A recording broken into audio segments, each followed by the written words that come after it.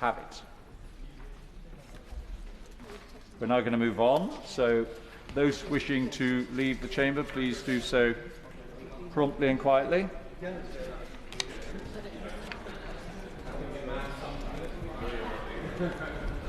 Thanks, Chris. Very good.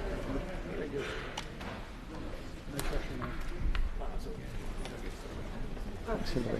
Thank you very much. We now come to the general debate on the situation in the Red Sea. I call the Minister to move. Grant Shapps. Yeah. Mr. Deputy Speaker, I beg to move that this House has considered the situation in the Red Sea. Last week at Lancaster House, I set out why we're living in a far more dangerous world. Honourable members will need no reminding. We're dealing with multiple conflicts at once. Russia's increased the intensity of its attacks on Ukraine. The appalling Hamas atrocities of October the 7th have brought the conflict to the region. And most recently of all, international shipping is now being threatened by the Houthi proxies, aided and abetted by Iran. Since November, there have been more than 40 attacks on commercial vessels across the region. It's salutary to think that it's been 30 years since the maritime law was codified in the United Nations Convention on the Law of the Sea. Some 168 nations backed the UNCLOS Treaty. The UK signed it, Yemen acceded to it, even Iran as signatories. And there's a good reason why it achieved such broad support. All nations rely on global trade, and none more so than the UK, where a full 90% of UK commerce comes to us by sea. Mr. Deputy Speaker, some 12% of international trade passes through the Red Sea every single year, welcome, amounting to more than $1 trillion worth of goods. In addition, 8% of global grain trade, 12% of seaborne traded oil, and 8% of the world's liquefied natural gas all passes through this ancient seaway. Perhaps even more astonishing is that 40% of the goods that are traded between Europe and Asia go through the Red Sea as well. And sadly, Mr. Deputy Speaker, the Houthis' unlawful and callous attacks are putting all of that trade at risk. 12 international companies have been forced to suspend the passage through the Red Sea because of these attacks. The number of vessels transiting Bab al-Mandab was 54% below the level observed in the previous year, and diverting vessels around the Cape of Good Hope has had a crippling impact. Not only adding days of delay and vital deliveries being held up, but driving up international shipping costs to prohibitive levels. Some reports suggest shipping costs up by 300%. But what these Iran-backed Houthi pirate thugs forget is it's the least well-off nations and people who suffer the most from their illegal actions, starting with Yemen itself, where almost all of their food comes to it by sea. So, at times like this, these nations need to be stood up to, and nations must stand up to them. Attacks on Red Sea shipping automatically make this a global problem. I give way to my honourable friend. Right honourable friend for giving way, and I congratulate him on his recent speech. According to the House of Commons Library, there are 12 Iranian proxy forces in Bahrain, in Iraq, in Lebanon, in the Palestinian territories, and in Yemen as well. To what extent, so it's not just about the Houthis, although this is what we're dealing about now, to what extent are we able to keep tabs on and to monitor or work with allies who can keep tabs on and monitor those dozen proxy forces that Iran is now using with increased, sadly, increased repetitiveness to attack our own interests, but the interests of our allies as well? Mr. Deputy Speaker, my honourable friend's absolutely right and something of an expert in this area. Iran are absolutely behind all of the different proxy groups that he outlined, and many more as well, and they are, in a way, able to control this without getting themselves too involved. And the world needs to wake up and recognise that. We're, of course, monitoring all of that incredibly closely. But it is true, I think, that as with the Houthis, with all these other groups, that appeasing the Houthis, all these other groups, now will not lead to a more stable tomorrow, in the case of the Houthis with the Red Sea. And it's just being blind to the sponsors of terror that will not benefit the international order in the long run, which is why it's so important that the world has acted on this. And I will give way. I apologise for interrupting the Defence Secretary, but the shipping side of things has seen an extraordinary reduction in confidence in that route. The only way in which confidence is going to be restored for ships to be able to pass through the Gulf of Aden and up through the Red Sea is by an increase in military convoys. I'm sure he's coming on to this, but what steps are being taken to drive up military convoys to escort vessels through that passage?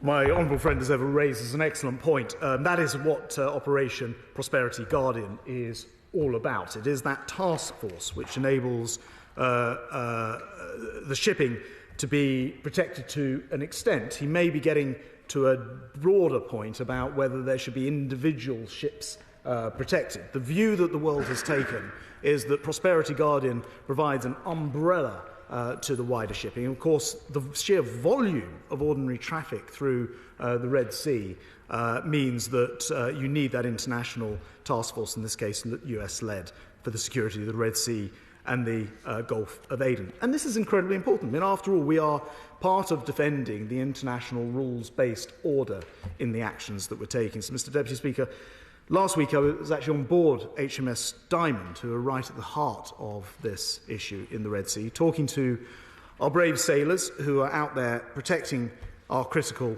sea lanes. The House will know that this is the first Royal Navy ship's company for 32 years who fired in anger or in self-defence in their case. And it was fascinating talking to them about their experience, but also witnessing their professionalism in the way that they have dealt with this challenge.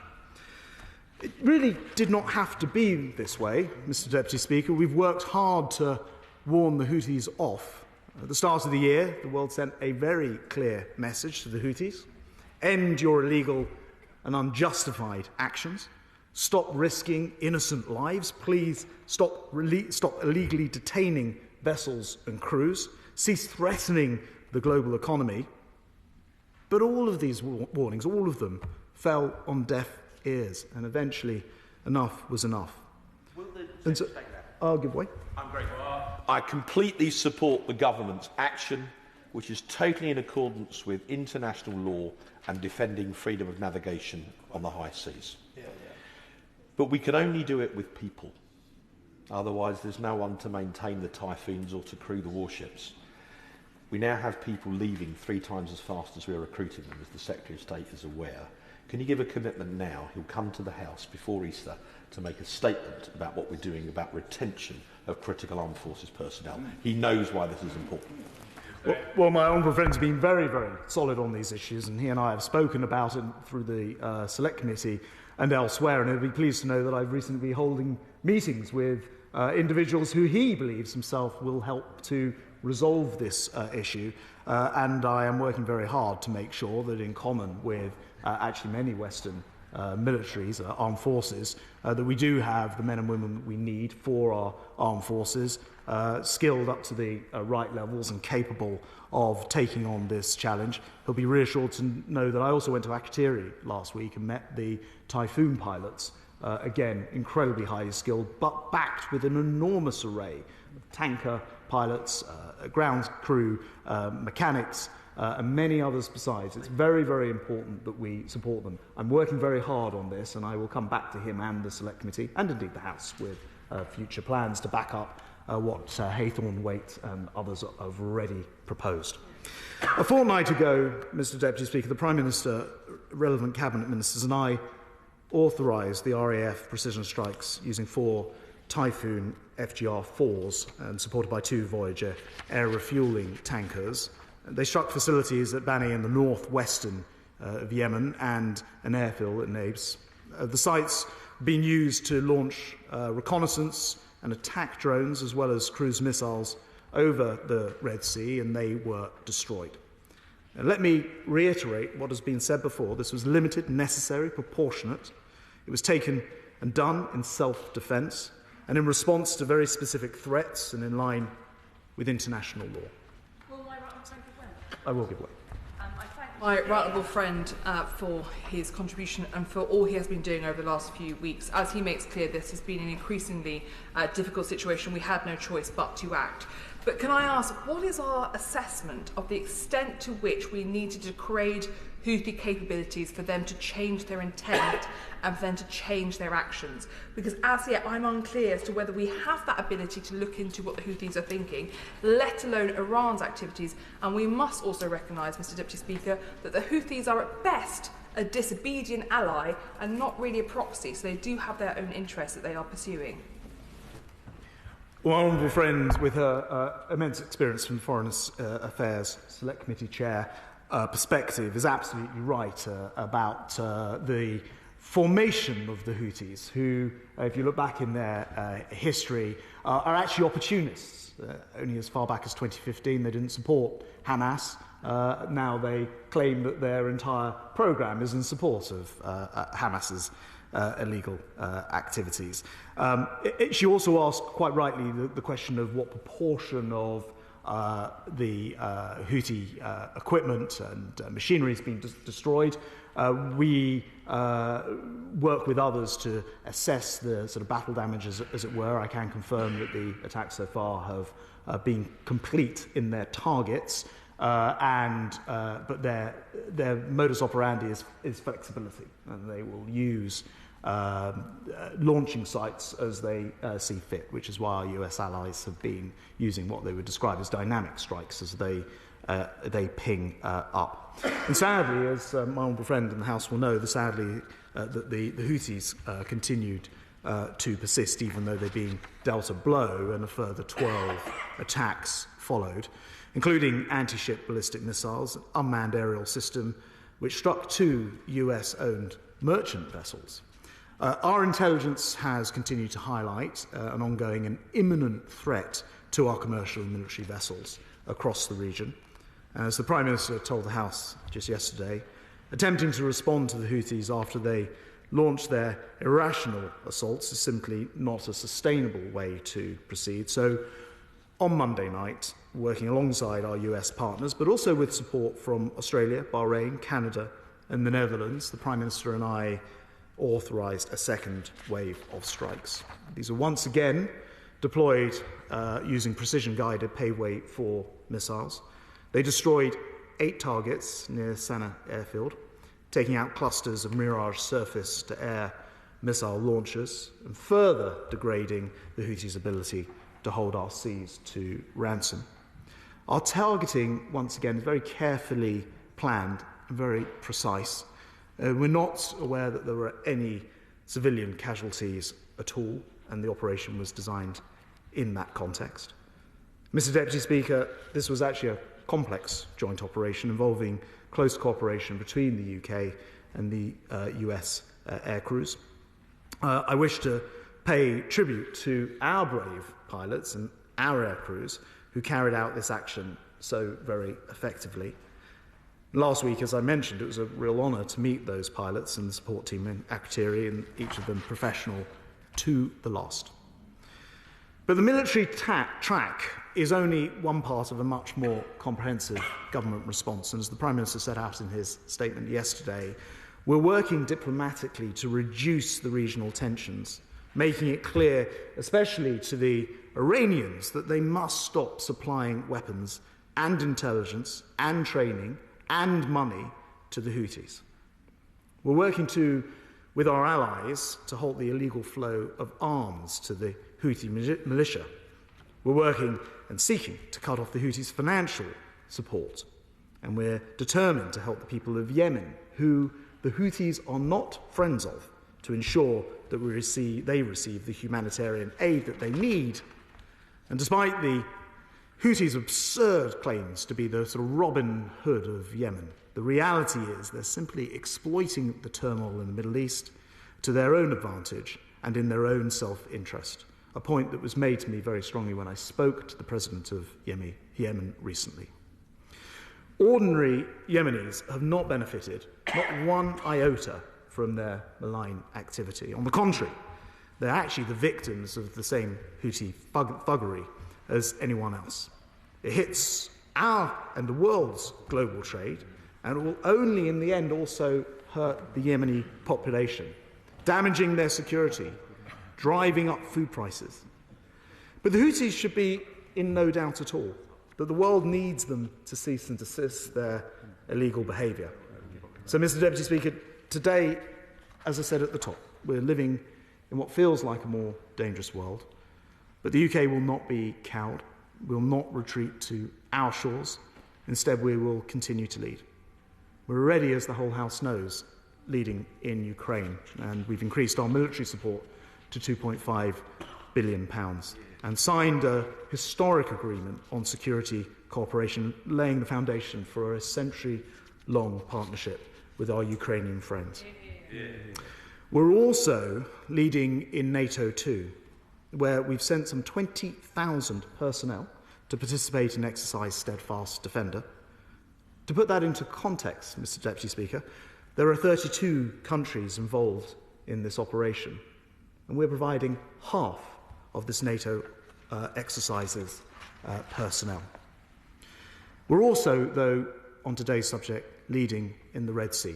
This great waterway is one of mankind's earliest trade routes. In fact, it was active since the days of Pharaoh, active through the Roman times, and we will do all we can to keep it active in the 21st century as well.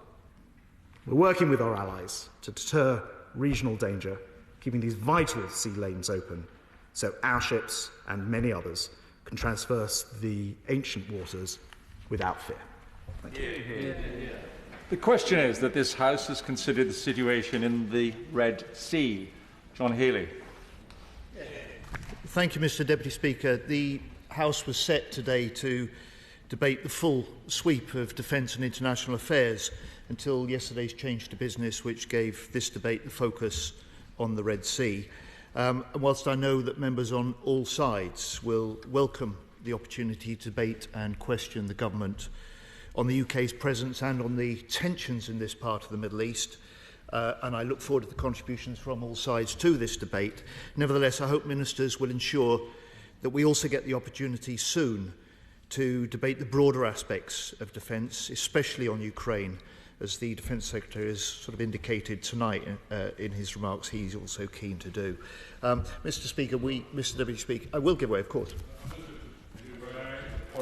I've said for a very long time, in the old days we used to have set government debates on government time on defence, as we are doing this afternoon. We haven't so far in recent times at all. It's been down to the Backbench Business Committee, which I very much welcome, the BBBC. It's a great organisation. But nonetheless, we ought to have defence debates in government time on a Wednesday or a Tuesday, set by the government, and I hope very much the Secretary of State will make sure that happens in the future. Well, the honourable gentleman has a great experience in this. He's right to say government time signals the importance that government gives to the business that it brings to this House. So whilst the Backbench Business Committee does an important and useful job, it's government time that matters. And since the Defence Secretary has been in post, we have not had that general debate on defence, and we should. And we have not had a debate on Ukraine for 4 months, and we should. Certainly ahead of the 2-year mark next month, when we see the anniversary, the bloody anniversary of Putin's illegal invasion in Ukraine. I'll give way to my honourable friend. I'm most grateful. We've also not had a debate since the 7th of October on Israel and Palestine, which is perhaps quite extraordinary. In fact, there's an irony that had we gone ahead with the original debate today on international relations, that could have been subject for debate, and that is now restricted by this debate. It's clear why this is a priority. That probably is a priority as well, which the government might wish to take up, which I raised previously with the Leader of the House.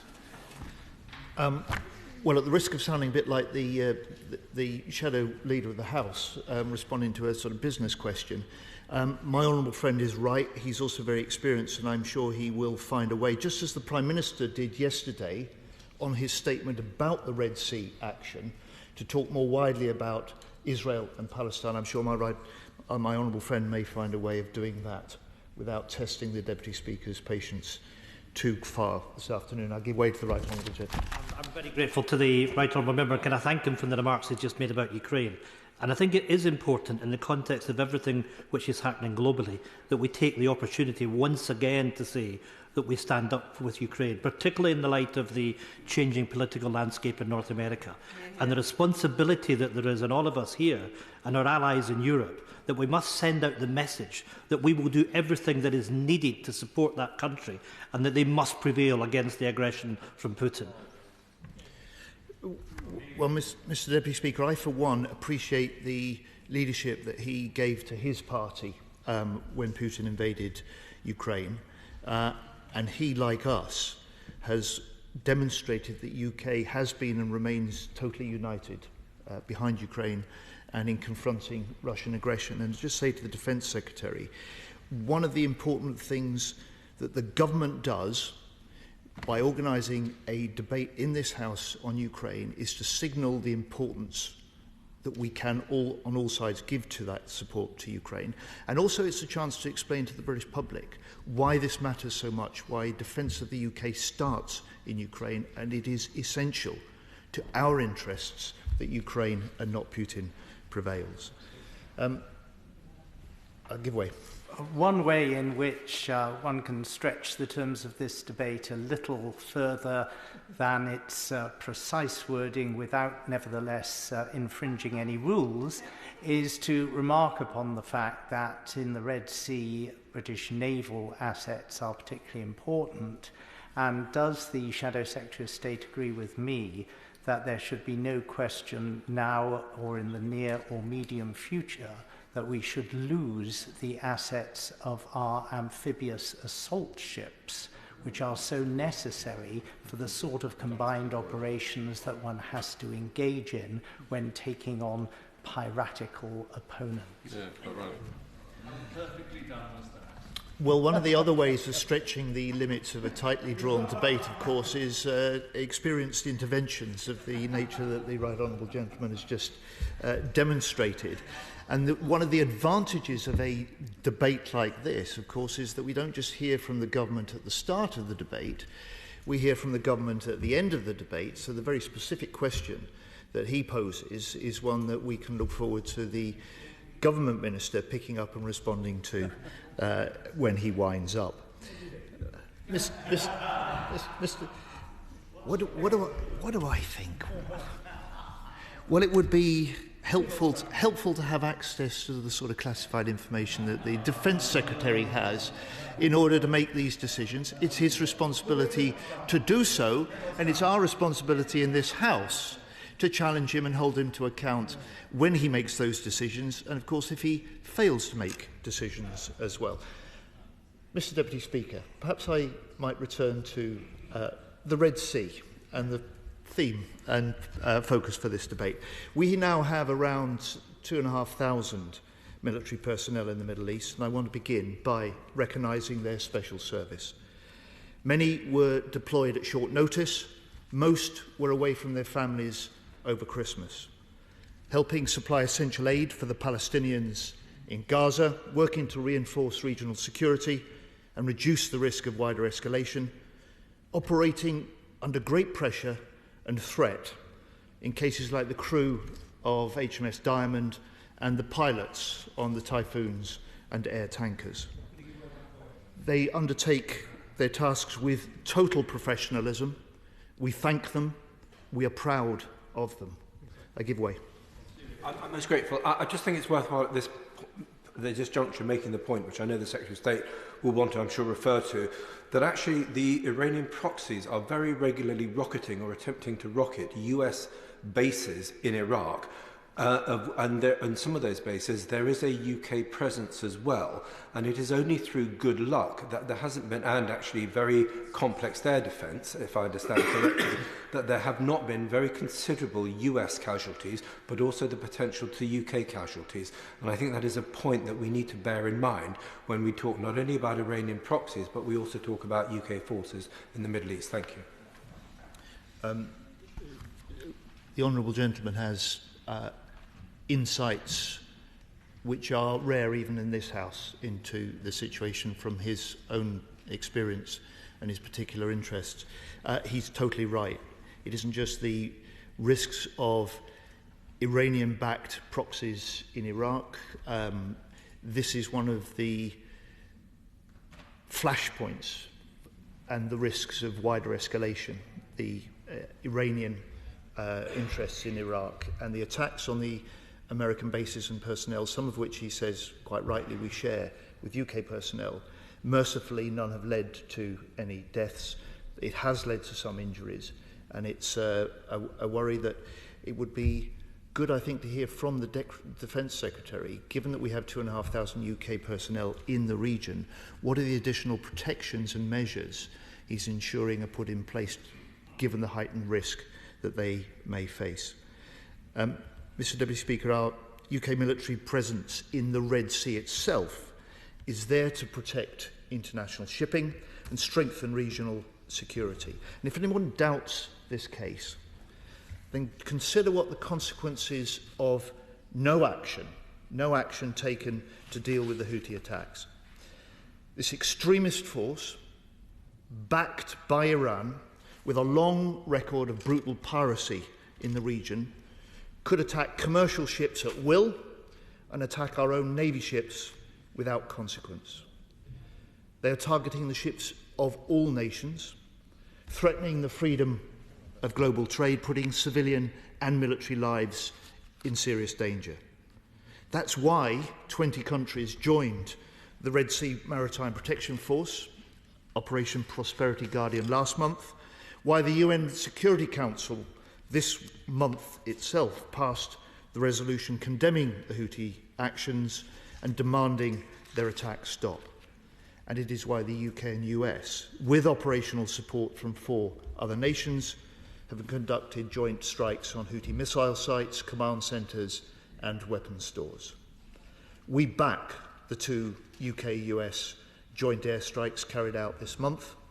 We accept these were targeted, necessary and devised to minimise the risk of civilian life, and we'll judge any future UK military action on its merits.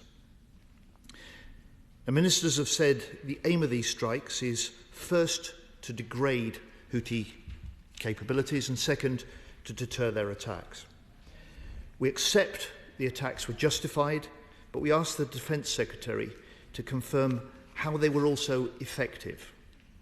We know deterrence is a sliding scale, so we ask the Defence Secretary how the government will guard against Britain being sucked deeper into the Yemeni conflict.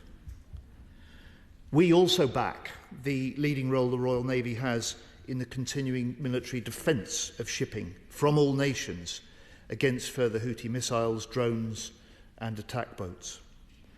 However, the lion's share of this responsibility for protecting international freedom of navigation in the Red Sea is being shouldered by the Americans, just as the US has been doing across the world for nearly 80 years. So what action is the government taking to persuade other countries to join the Maritime Protection Force? What is it doing to persuade those already involved to deploy more ships? And what efforts is the government making to encourage other nations with a big global trade interest to play a part in protecting freedom of navigation and using their influence to stop the Houthi attacks? And how long does he expect Operation Prosperity Guardian to be needed?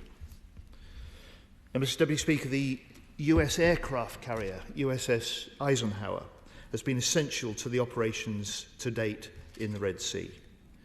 Is the UK carrier ready to deploy to the Red Sea, if required?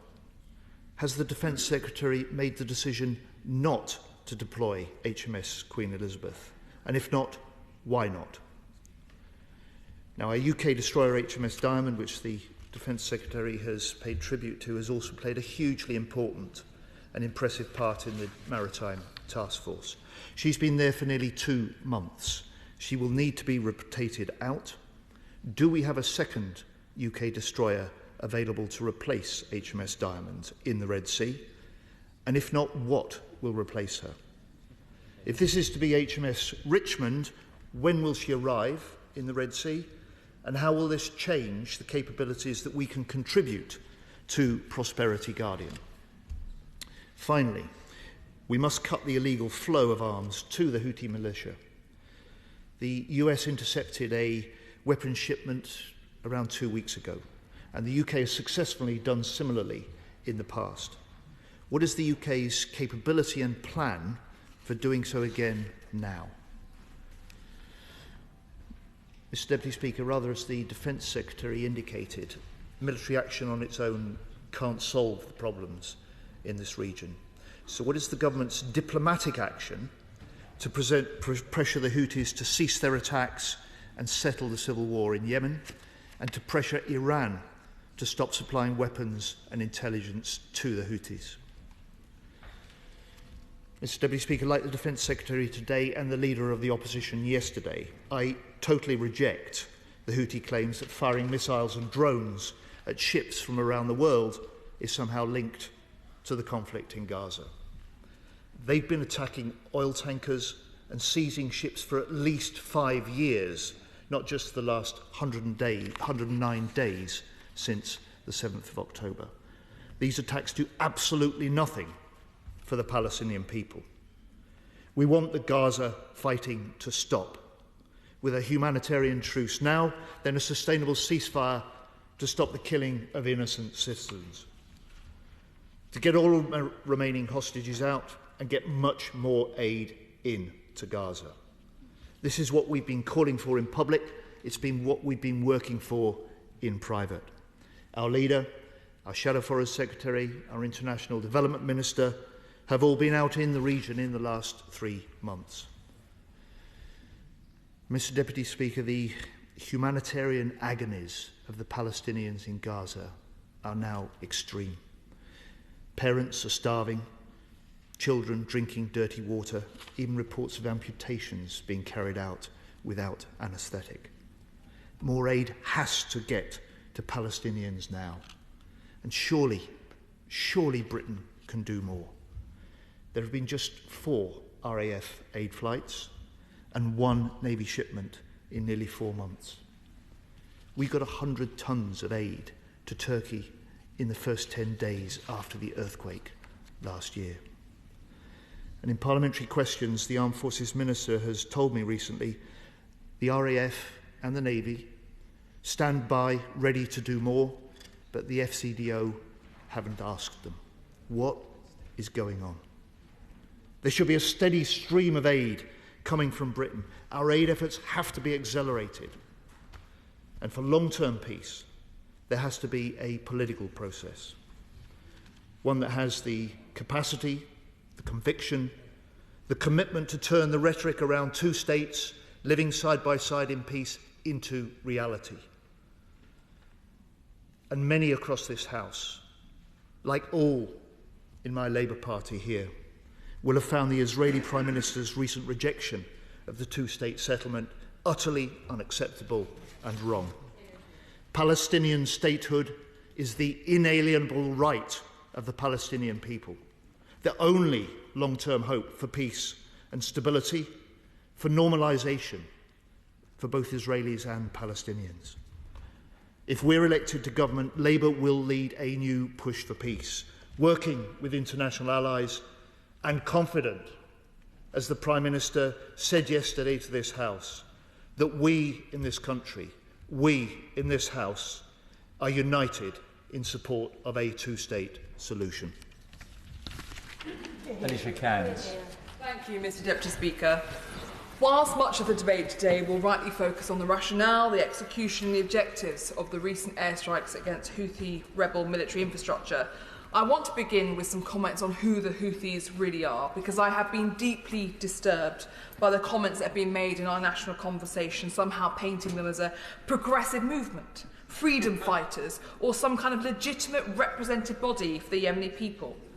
This is so disturbing because not only are people not taking the time to educate themselves, but the Houthis don't deny who they are. It is out there for all to see. Their rallying cry and flag is quite explicit. Death to America, death to Israel, a curse upon the Jews. This is the words that this group puts on their flag. This is their rallying cry. And every action the Houthis take is with this in mind, with hatred in their hearts. And yet we see people, often well-meaning people, and I have to say sometimes concerning, I have even seen people within this house make suggestions otherwise, that Yemen has freedom fighters on its shores, and that somehow because Yemen, they claim, was a British colony, the Houthis should be seen as anti-colonial freedom fighters. But unlike southern Yemen, North Yemen was never a British colony. After the collapse of the Ottoman Empire, North Yemen was ruled by the Elmet, a theocratic polity led by the religious leader of the Zaydi Shia. The Houthis offer no vision for Yemen's future. They seek a return to the past, free from ideals such as equality, women's rights and democracy. What inspiration they do draw from the modern world comes from the Ayatollah and the Islamic revolutionary movement of Iran. We can trace their violent rise to what was initially a moment of hope for Yemen. We all remember the Arab Spring back in 2011, when Yemenis together they rose up and they toppled the dictatorship. But employing the Ayatollah's handbook, the Houthis initially pledged themselves to cooperation in building a new Yemen, sending delegates to the national dialogue, building a deliberate facade where they were working actually to reject the future that young Yemenis dreamt of. Armed by Iran, the Houthis blocked the 2014 referendum on the introduction of a new democratic constitution, and they began a military campaign of conquest and repression. Now, whilst it is easy for us to judge from afar and pass judgments, the people of Yemen are the witnesses of their crimes. I want to share briefly with the House the story of Barar Shiban, a Yemeni democracy and human rights activist who sat on the Yemeni National Dialogue and saw firsthand how the Houthis used deception and oppression to secure their power base. Barar has since claimed refuge in the UK and now works on the cause of Yemen as a fellow at RUSI. He shares with me that after the Houthi coup in 2014, they banned all political parties. They closed all media outlets, and they suppressed Yemen's fledgling civil society that was just beginning to bud. They rejected all calls for elections and instead chose to govern through fear and intimidation. Barar was an eyewitness to the Houthi method of conquest from 2014. He saw 2 small rural villages refuse to surrender to the so-called rebels. In response, they forced all of the residents to watch as they summarily blew up all the houses in front of them. He observed as they kidnapped and murdered the family of Akram al-Zorka, a community leader in his province, before filming themselves blowing up those families for vile propaganda purposes. The brutality of the Houthi leadership has been recognised by our government, and UN security resolutions have been put in place against leader Sultan Zabin for the rape and torture of politically active women. Let that sink in, Mr. Deputy Speaker. Women who choose to have a voice in Yemen will be tortured. The head of the Houthi security services arbitrarily detained them and raped them for speaking their minds. Not merely content with brutalising villages and women, the Houthis detained 2 of Barar's friends from the Arab Spring protests, young journalists Abdullah and Yusuf. They locked them into a weapons depot, knowing full well that it would be bombed by the Saudi-led coalition to oppose the Houthis, and they left them there to die. There was a clear breach of international law, as was their industrialised taking of children and forcing them to be soldiers. The UN estimates that 2,000 children have been killed after being forced to be soldiers for the Houthis just in 1 year, between 2020 and 2021. Tragically, the Houthis also expelled Yemen's 3,500-year-old Jewish community from their homeland and banished the last Jewish family back in March 2021. Yet now they say that they're acting in defence of Gaza.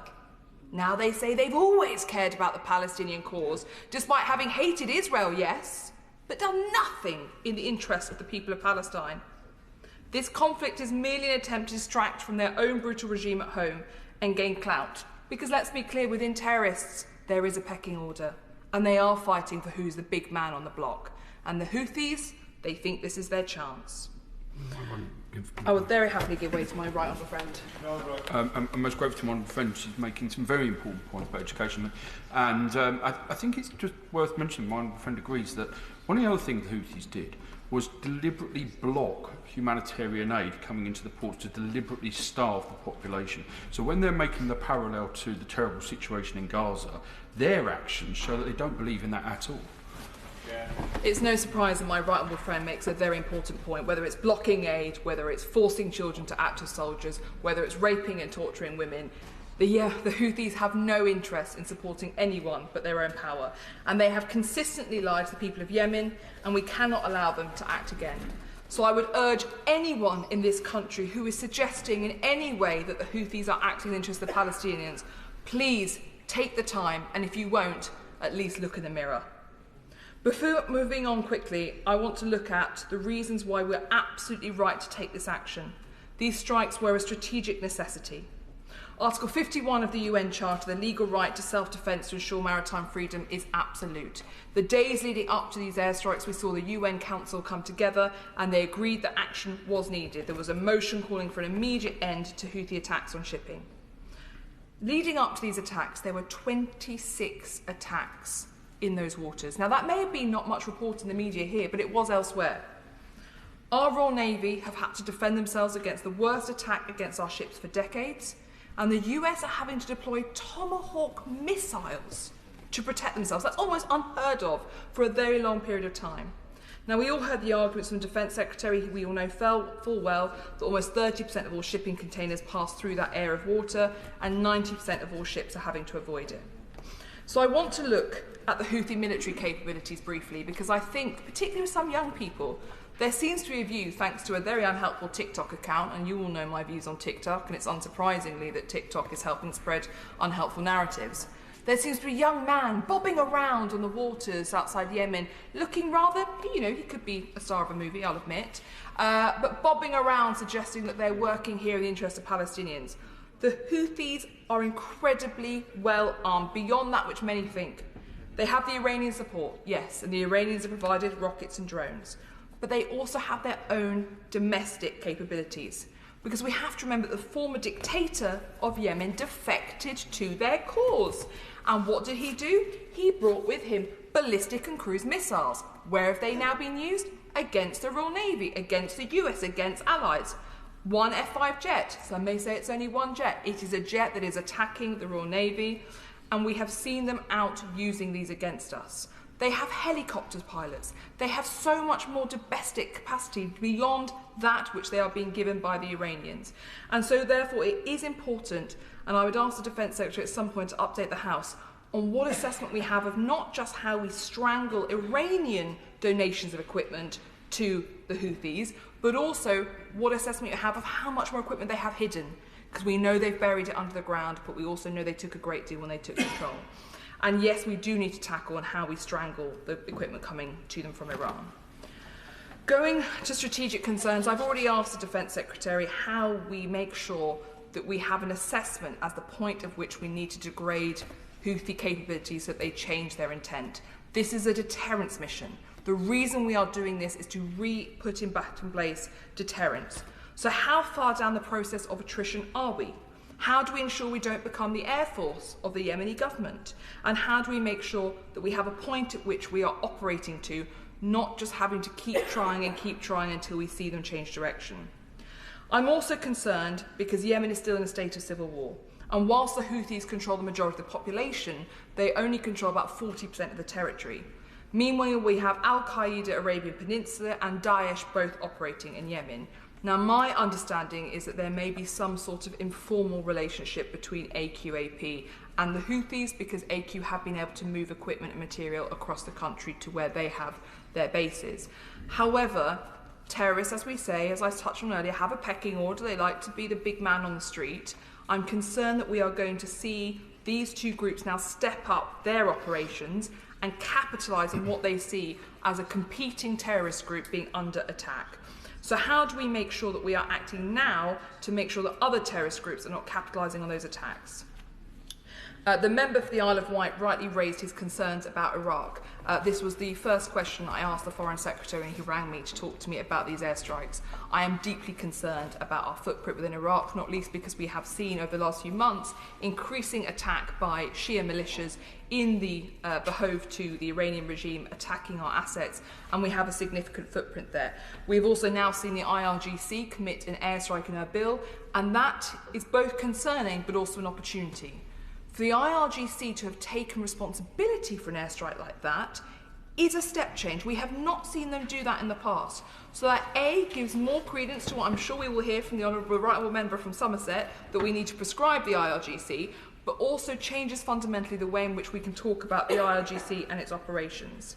So what is the government's assessment of how the Red Sea situation is likely to escalate, particularly within Iraq, and how are we working to protect our assets? I would also briefly touch on Syria. Many colleagues will know that the decision not to intervene militarily in Syria when the vote came to Parliament, for me, was one of the driving reasons that I joined this place. And I still believe that it was a great mistake that was made that day. Syria has now become, and forgive me if I sound flippant, but Syria has become the Amazon warehouse for terrorists, whether it be narcotics, weapons, people, Shia militias, trafficking, you name it, it is all taking place in Syria. So what are we doing to reduce the risks emanating from Syria to our assets and our interests on the ground? Touching then on Iranian proxies, the Houthis are only one of Iran's proxies and allies, and as I touched on earlier, different proxies have different relationships, and I believe the Houthis to be more of a disobedient ally rather than a direct proxy, because the command and control is not as significant as it is, for example, with Hezbollah. So we have Hamas, we have Hezbollah, we have Iraqi Shia militias, and we have the Assad regime in Syria. What work are we doing to make sure that we have a clear intent and assessment as the differing relationships between different proxies and allies with Iran? Because some will be receiving just intelligence, some will be receiving material, some there will be direct command and control, some will feel greater loyalty to others. Because what we need to assess is the extent to which Iran will conduct further conflict and chaos to defend each of these proxies. I suspect, for example, that Hezbollah is far more happy to wage full-on warfare in defence of the clerics in Iran than perhaps other Houthis would be. So how do we make sure we get there? I would also caution that I have severe concerns about Hezbollah's future actions. Nasrallah has so far decided to stay out of the action, but the reality is that could change in a moment. Again, this goes back to who wants to be seen as the best terrorist on the block. And Nasrallah is deeply ideologically tied to the Ayatollahs, more so than any others.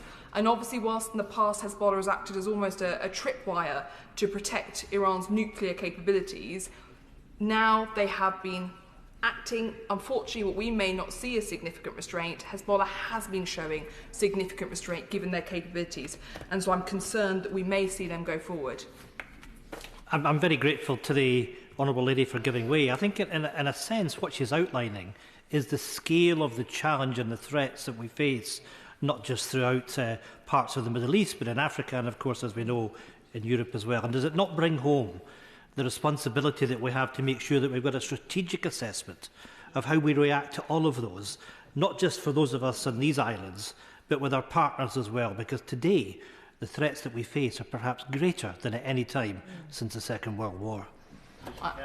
I thank my honourable friend, who is always generous in his thoughts and his considerations, contributions to debate like this. I agree entirely.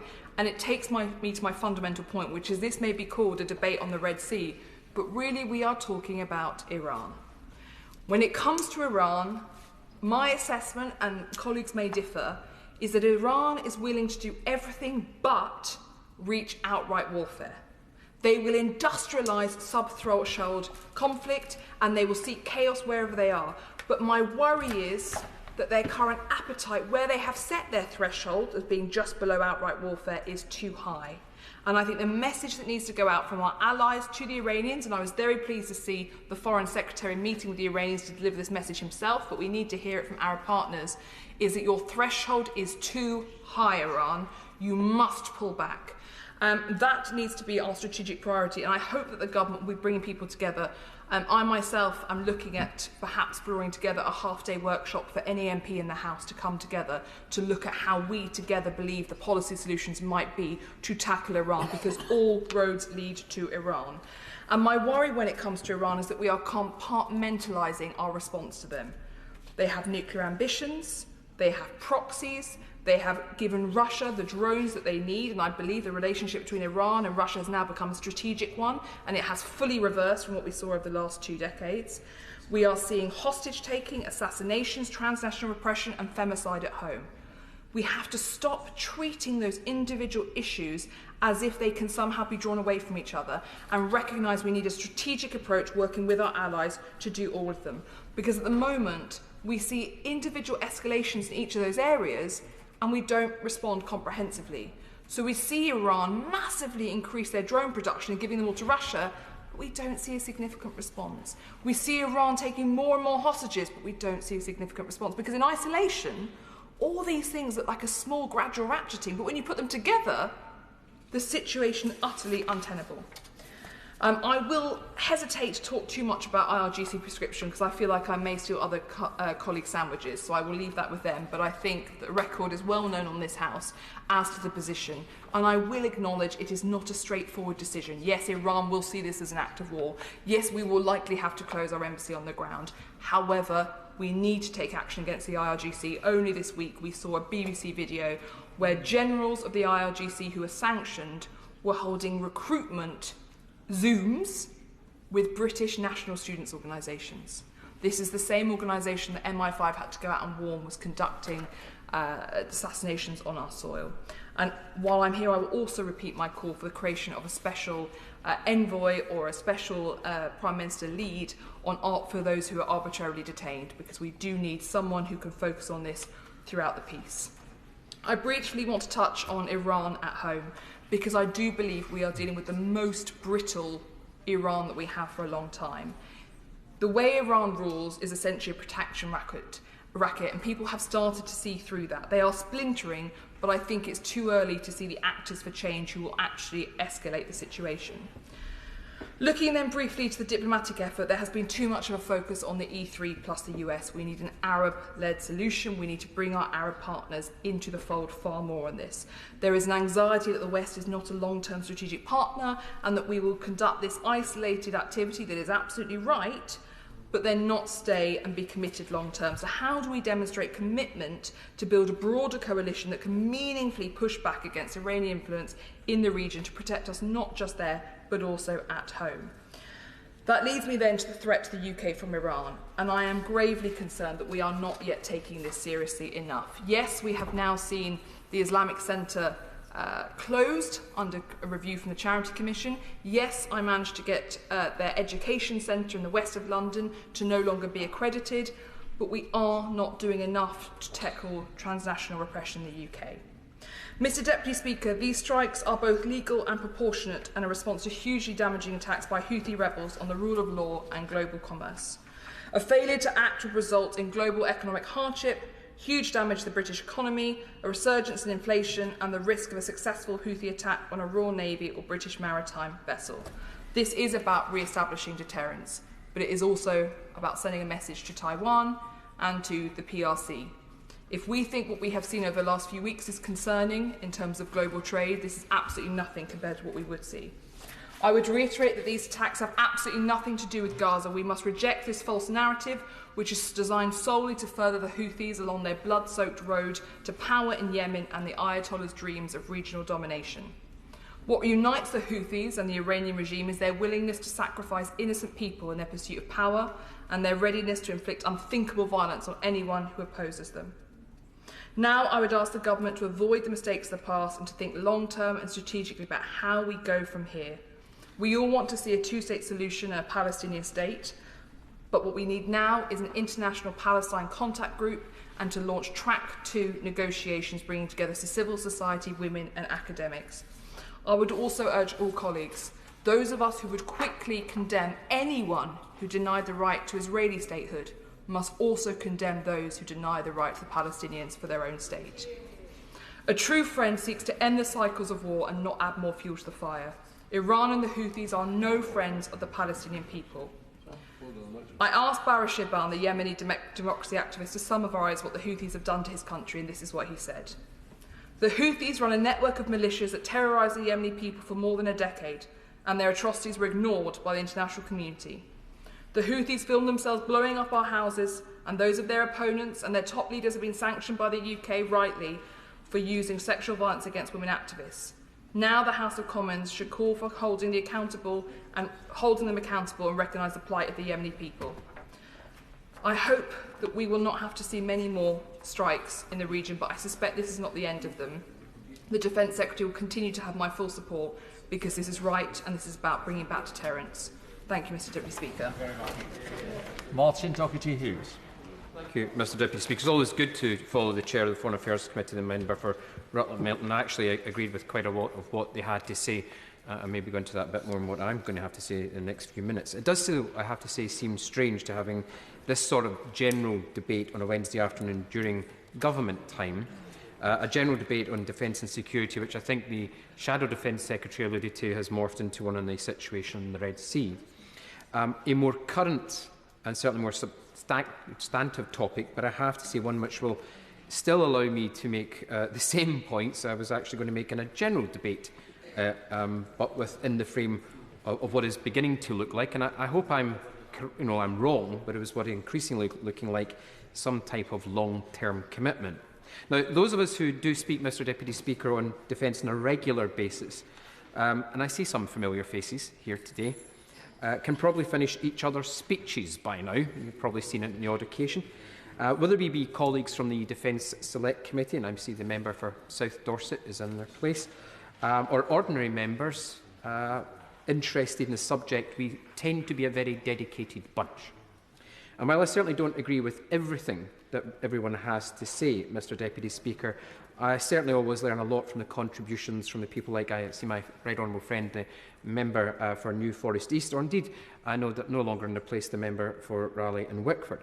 It is to say that when it comes to debates such as this, the last thing on a Wednesday, you usually have to actually care to take time to participate. And that's why it is, I have to say, from my perspective, frustrating time and time again that the rhetoric, it seems, of the government around our defence and security, with the current situation as a case in point, so rarely matches, again from my perspective, the action taken, and why I sometimes wonder if His Majesty's government pays so little heed to the contributions of those on their side of the House. Because the question is, who are they exactly listening to? But before I explore that much further, maybe add to what the Chair of the Defence Select, the Foreign Affairs Committee said, let me also state the obvious, that the Houthis movement is an obstructionist, anti-Semitic, theocratic death cult that has violated human rights and international law at every step of the way. And its current strategy not only continues these violations of international law, they seek to use the suffering of the Palestinian people in a way which cannot be justified. However, and this is maybe the point where I will distinguish my remarks not only from maybe the government but also from the shadow, the Labour bench, is that just because current events in Palestine are not the cause of the Houthi attacks on shipping, Mr Speaker, from our perspective, it does not mean that they are not symptoms of the same phenomenon, namely Western indifference towards the region followed by periods of intense military involvement, and little effort, I have to say, has been made to address longer-term issues. Now, I and my SNP colleagues gave the first round of strikes against the Houthi targets qualified support, Mr Deputy Speaker, earlier this month, and we do so again with the latest strikes. But as we begin to slide, I will briefly, but I do want to move on quickly. I just wanted to probe him slightly on his comments about the West not being involved into the region until something strikes up, because it was the Royal Navy and it was other navies who were protecting shipping from piracy from Somalia. It's the Royal Navy that has bases in Ukraine to help support shipping through the Straits of Hormuz. The West is involved in the region. It may be highlighted more now, but I just wanted to clarify the Honourable Gentleman's comments that he's not suggesting that we have not been involved in the region until now. Point to make, and maybe he turns to the points made by his honourable friend, the Chair of the Foreign Affairs Committee, about the diplomatic effort. And I thought her point about Arab-led initiatives was a point well made, and maybe the government should be listening to that as a future intention. I think that's more to the point, rather than engaging in military action, which has been ongoing for some time. But as we begin to slide towards, as I was saying, Mr Deputy Speaker, it also seems inevitable to a longer-term commitment. It cannot be said enough that the what, the how and the why of UK grand strategy are, at least from my perspective, dangerously out of sync. Now, let's start with the Defence Secretary, and I see they're no longer in their place. His keynote announcement last week that the era of peace dividend is over and 2024 will mark an inflection point. Now, on the surface, this is a pretty banal observation. Whether we call it the polycrisis or we talk about the age of grey zone conflict, those of us who come to these debates on a regular basis have been talking about the possibilities of this type of thing happening ever since I at least arrived in 2015, and others from even longer. Now, I'm not sure how 2024 is going to be anywhere near the inflection point that 2014 or indeed 22 were indeed themselves. Nonetheless, it is a bold statement from the Secretary of State, and it's important to say that he also backed it up with an announcement of a £405 million investment in so-called drone-killing Sea Viper missiles. Now, on the surface, it would seem that the Secretary of State has got his why and his what sorted. We just need a how, and that's where I think we begin to run into trouble. Because for all of the highfalutin rhetoric from main building, I'm not sure there's anyone here who really believes that we're going to meet the how in the form of an increase in defence spending to meet these new threats, given the disastrous state of the MOD's finances as seen in the latest NAO report. Now, we are in the middle of a cost-of-living crisis, Mr Deputy Speaker, as we all know well. Inflation seems to be coming under control, is only worse in the defence sector.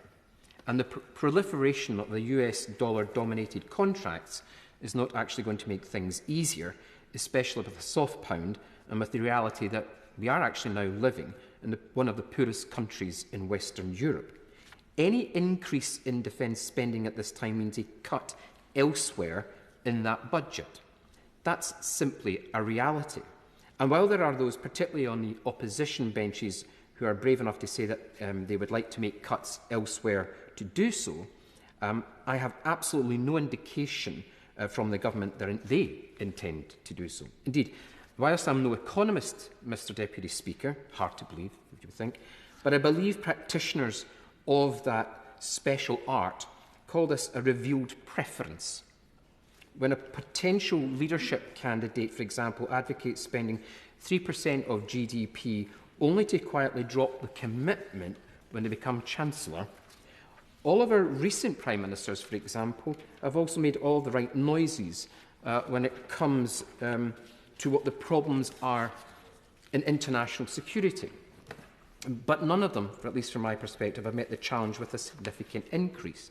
Indeed, I think we can all agree that if that redoubtable and dogged former Secretary of State, and I have let him know that I'm going to mention him, Mr Deputy Speaker, the Right Honourable Member for Wyre and Preston North was only able to secure an increase of 2.5%, and even then only by the end of the decade, then I don't think anyone is actually expecting his successor, I'm afraid, to be any more successful.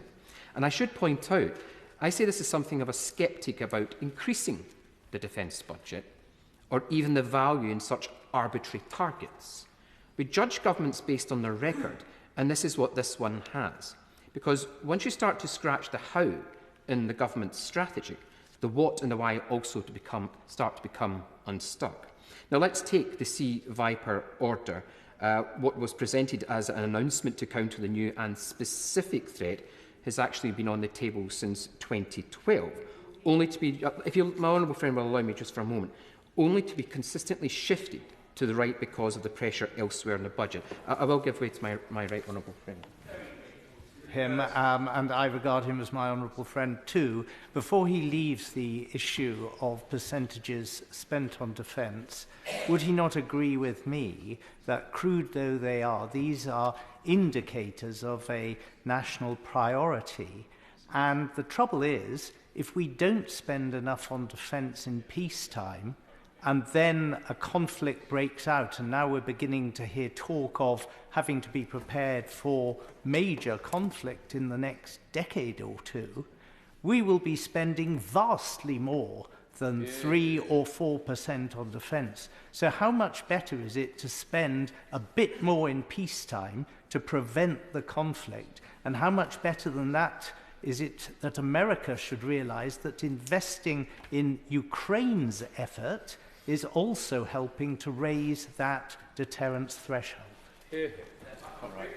Honourable friend, for that intervention, because whilst I agree and I disagree and I don't disagree, because I think if there had been a sustained investment in the ministry on capability, we probably might not find ourselves in a situation. And of course, he is welcome to stay for my adjournment debate on the nuclear infrastructure, where we might go into that, the number crunching in far more detail. I think you might maybe try and pass that one off. Now, Mr Deputy Speaker, let me say, as far as being a simple drone killer in relation to Sea Viper, it is a sophisticated ballistic missile defence system that has been in development since the 1980s. And each Aster 30 missile cost £2 million a pop. Now, whoever in main building thought it was a good idea to call it a drone killer evidently hasn't done the cost-benefit analysis on taking out mass-produced Chinese drones costing £100 with a £2 million missile. Now, this is before we even get to the platforms delivering this capability. Now, the MOD is now officially refusing, and the ministers who are in their place might be able to correct me, refusing to disclose publicly the size of its escort fleet. Something which probably the Houthis probably already know, and maybe it's on one of the TikToks that the honourable member, the chair of the Foreign Affairs Select Committee, mentioned. They're refusing to disclose the size publicly, something which got a bit of a play last week as well, although which should bring us pretty quickly to consider the why of all of it. If we can all agree that we are living in a world, Mr Deputy Speaker, of increasingly complicated and interlinked threats, then why is the Red Sea important to the UK in all of this? Now, I consulted two principal documents published since I've been an MP, the 2015 SDSR and the 2021 Integrated Review. Alas, the mentions of the Red Sea, there were none. Yemen was given a single cursory mention in each, and both in the context of other regional conflicts. I guess you could say, Mr Deputy Speaker, that the government's defence that both were written before the Ever Given accident reminds us that the Suez Canal and the Red Sea were something of an important bottleneck for global trade. But ultimately, neither the documents, one pre and one post-Brexit, really tell a compelling story about UK engagement in this part of the world, which means it's harder for me, and certainly harder for the public, to see why sustained engagement, if it happens, in this is our long-term interests. Now, don't get me wrong, Mr Deputy Speaker, even as a committed North Atlanticist who believes Scotland and UK's primary commitment should be our Northern European neighbourhood, I am open to being convinced. Instead, I have to say that the mood music all through this time has been around global Britain, without elucidating what that actually means. Now, don't get me also started on the issue of the Indo-Pacific tilt. When I first heard mention of it, and then when I read, quite frankly, incredible assertion from the Integrated Review that the UK wishes to be the European states, and let me quote, with the broadest and most integrated presence in the Indo-Pacific, I have to say I claim that received very little interrogation at the time. Now, again, as a committed North Atlanticist, I was maybe never going to be on board with the idea of an Indo-Pacific tilt, but the more I tried to find out about it, the less convinced I became. The Indo-Pacific is a big place, home to 2 of the 3 largest oceans in the world and 3 of the 5 largest states. Any tilt towards it would surely require some sort of prioritisation but we have never heard any talk of this. The Red Sea region could have been part of that, securing the freedom of maritime trade from the Indo-Pacific, bringing in European partners with a presence in the region along with others. But there was a complete failure to communicate any of that with members in this place, never mind with the general public. So forgive those of us who are sceptical about that, Mr Deputy Speaker. In this instance, these strikes against the Houthi targets because we can clearly see that the how, namely the Royal Navy and its capabilities, and the team are doing a commendable job, is actually in its poorest and most diminished state it has been for many years. I think it was an issue alluded to one of the members, the member for Raleigh.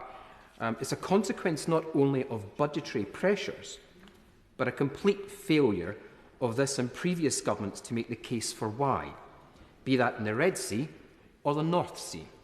Instead, we have a manpower and retention crisis caused by over a decade of wage stagnation, the ongoing possibility that the 2 remaining LPDs will be mothballed, calling into question the long-term viability of the Royal Marines, and the admission in November that the entire fleet of SSNs was alongside at the same time. Yet, if you went by the MOD's spin on things, Mr Deputy Speaker, all is well, because we can still field 2 carrier strike groups, even though everyone knows we'd never have the manpower to do so at the same time.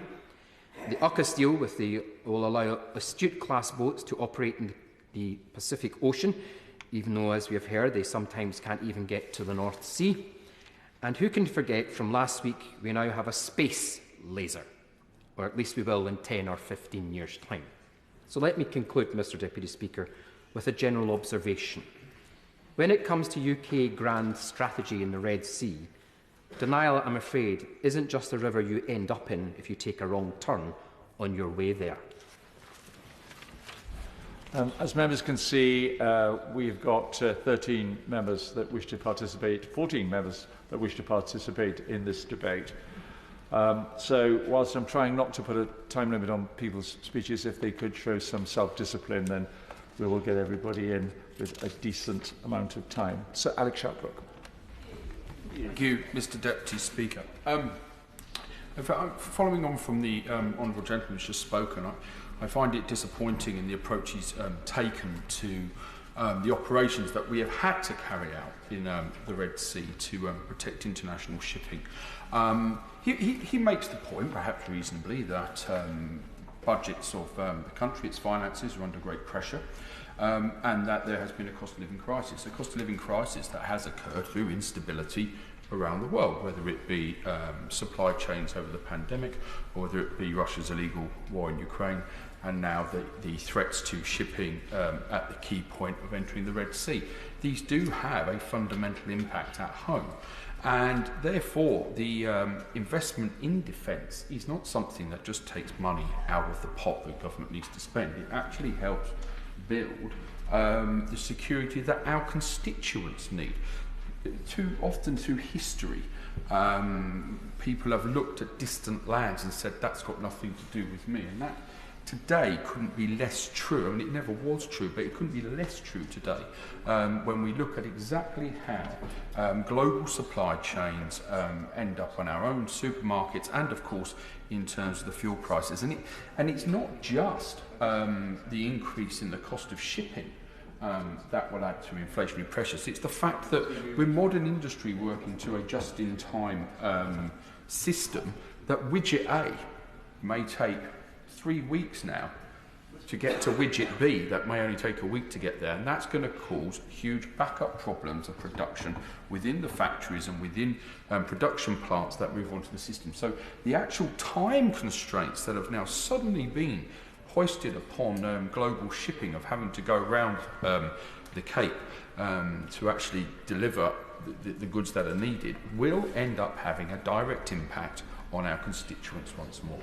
And therefore, it is important, in my opinion, that we do invest further, certainly in the Royal Navy. Now, I will take issue with people in this House who want to do a disservice to the Royal Navy. I think the Royal Navy is one of the most advanced and finest navies in the world. We have replaced the vast majority of our capital equipment in this century alone.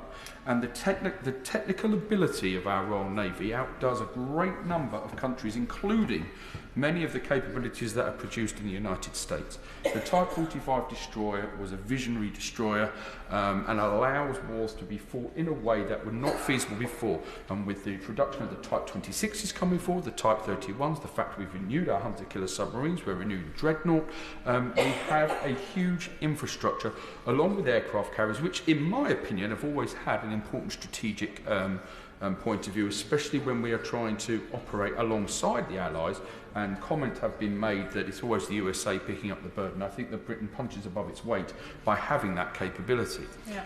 Where I do think we run into a problem through the MOD and its funding is that because of rules been set by previous chancellors and carried on about the difference between borrowing for capital and not spending on revenue and how that's worked out, that it's always been easy to produce a capital spreadsheet to produce more ships, but no one ever looks at, well, how much revenue are we going to need to keep those ships running, keep them serviced and crew them.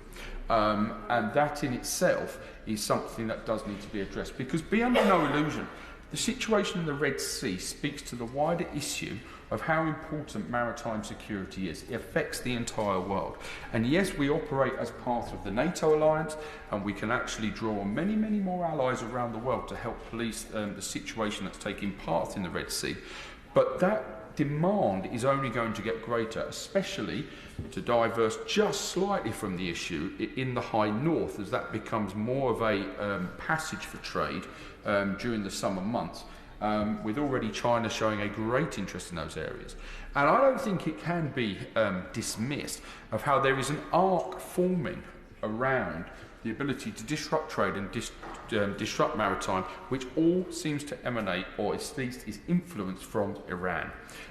It's already been mentioned about the influence that Iran is having around the Houthis, around Yemen, and its issues with Hezbollah. But we know that it is also now arming Russia. We know that the Russians are doing everything they can to stop the grain getting out of Ukraine. Now, with the blocking of the bottom of the Red Sea, which is going to once again increase the ability to get vital food stocks to areas of the world, as mentioned, that is going to lead to starvation, and not least in countries such as Lebanon, which is an unstable country as it stands. It has a huge economic crisis, not recovered from the explosions at the grain silos. It's heavily reliant on the grain that comes from Ukraine. But again, that would suit the narrative to cause instability in another country neighbouring Israel and in that region from Iran's overall objective. And as my honourable friend for Rutland and Melton made perfectly clear, that it's these tiny activities that Iran take part in that doesn't lead to suddenly having to say we're not willing to tolerate that. I think we also have to be aware, though, that we always look at these issues with Western eyes.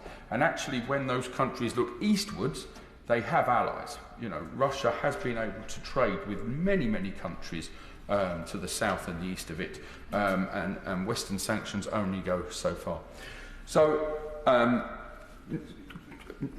confident that other colleagues will want to speak and develop further. I think the situation in the Red Sea needs to be another flashpoint warning that we have to invest further in maritime capability, because it's only through maritime capability that we can ensure that we can keep secure trade routes open that affect the entire world. The investment that we make now has a direct impact on our constituents and their ability to deal with cost of living. This isn't a situation thousands of miles away. This is a situation on even the corner shops in our villages. Andy Slaughter. Thank you very much, Mr. Deputy Speaker. The freedom of navigation and maritime security upholding international law are fundamental principles, and this country, along with international partners, has a duty to uphold them. We've heard about the economic consequences. The disruption caused by what is happening in the Red Sea at the moment is not only a threat to peace there, but throughout the region. But these are also, as the Defence Secretary and the the chair of the Foreign Affairs Committee said these are complex and historic issues, and they will need political solutions to be resolved in due course. These are very long-standing disputes with very complex origins, whether that be the influence of colonial powers in the past, whether it be communal, religious, ethnic rivalries, whether it be the struggle for oil and other natural resources. And I don't claim to be an expert on this, but certainly there are parallels with what happened in the 1960s with the North Yemen Civil War, the Aden emergency, which led to UK forces and occupation of Aden, which had begun in 1839, ending in 1967. Much of this does have very ancient origins. However, as a note of caution, and I hear exactly what is said by many speakers so far in relation to conflating the actions of the Houthis in Yemen with what is happening in Israel and Palestine. Nobody should be naive to think that the Houthis are doing this for humanitarian motives, that they are doing this for unselfish motives. They are entirely, I think the Defence Secretary said, opportunist in what they are doing in that way. That is not necessarily the way that it's seen in the Arab street. It's not necessarily the way that it's seen by our constituents, and so we have to address that issue head on. The priorities that are given to dealing with attacks on shipping in the Red Sea should also, many of my constituents say to me, be the priorities for dealing with attacks on human life in Gaza and where else they occur, including, of course, in the Yemen. And by that, I mean that, well, let's look at what the Prime Minister said, if I understood him correctly, at Prime Minister's questions today. He set a number of tests before there should be a ceasefire in Gaza, that all hostages should be released, and I presume he means Israeli and Palestinian hostages, that Hamas should disappear from Gaza, should disarm, should not be in a position to threaten Israel or indeed anyone else, and that the Palestinian Authority should take over the role of governance there. Now, nobody was more pleased than I if those three criteria could be met. And indeed, I'm sure that hostage release and swaps will be part of any ceasefire, even a temporary one. But how realistic is it to expect that Hamas is going to disappear overnight, or that, to use their own phraseology, that the Palestinian Authority are going to ride into Gaza on the back of Israeli tanks? I do not believe that is a realistic assessment of where we need to go before a ceasefire occurs. In a similar way, that when the government is asked, it often is, and indeed the Prime Minister was asked again by the leader of the Scottish National Party earlier on at Prime Minister's questions, does he believe that war crimes have been committed in Gaza? It's not a difficult question. Yes, it is absolutely true that restrictions on journalists and on international observers going into Gaza are there, but there is enough coming out of Gaza to see. And it's not an exhaustive list, but many leading international jurists have seen deprivation of life, collective punishment, arbitrary detention, denial of basic services including healthcare, forced displacement and ethnic cleansing going on.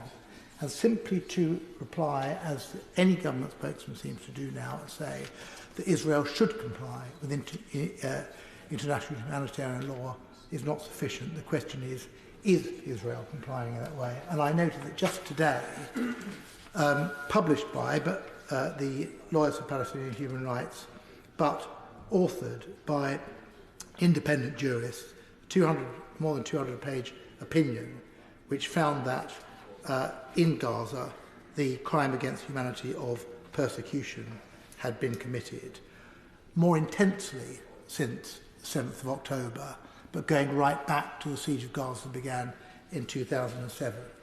And if the government's position is to be credible on this, then it has to address those events, because what is happening in Gaza at the moment is quite extraordinary. 1% of the population killed in 3 months, 25,000 people, under the most horrific circumstances that we heard from the Shadow Defence Secretary describe in his opening. Indeed, there are strong parallels between... I will give way, my friend. The international law point. There is one thing that is the international humanitarian law, and let's face it, that is not a good law. That is a law of last resort when other things have gone wrong. The other side to it, perhaps the side that we can take as politicians, is the side of morality. What is the right thing to do? What is the humanitarian thing to do? What is the human misery thing to do? And that is why the immediate bilateral ceasefire is so important. There is a choice. They can... the ICJ, the ICC will be looking at the war crimes, and I think it's right to let the courts do their job. But the government could have also taken a moral judgment. Is this right? Would he agree with me? Yeah. I think I always agree with my friend on this issue, not on other issues, but on this issue. And she's absolutely right, and she has some very personal, clear knowledge of this, and she is herself, because of where her extended family are in Gaza, under particular strain, and I pay tribute to the fact that she is able to continue to maintain the objectivity that she's just shown in the comments that she's made. Will my honourable friend give way? I will briefly. Thank you. I'm very grateful to my honourable friend. We've just had a debate in Westminster Hall, which was specifically on human rights, and Gaza obviously came up, and it was revealed during that debate that the Foreign Office had sought evidence from their legal advisors as to legality of actions that have been taken by Israel. Going back to the 10th of November, we didn't have a satisfactory answer actually from the minister at the debate. But if that is the case, should the government not be publishing that advice? And I understand since the new Foreign Secretary arrived, he's also asked for a review of that legal advice. I can only say that I agree also with my honourable friend. The number of deaths that are occurring on a daily basis and continuing to occur, mostly so far through military action in Gaza. But now we've reached the point where the number of deaths through privation and disease are overtaking that. And there is a strong parallel here with what happened in Yemen. About 150,000 people, mainly civilians, have been killed in Yemen over the course of the civil war that began in 2014. About another 200,000 at least have died through disease and privation as a consequence of that civil war. And we are at that tipping point in Gaza now. And yes, those are higher numbers, but over a much longer period of time. But many of the same arguments apply, and I don't think there is any member in the chamber tonight who would not wish to see the end to the suffering, both in Yemen and in Gaza.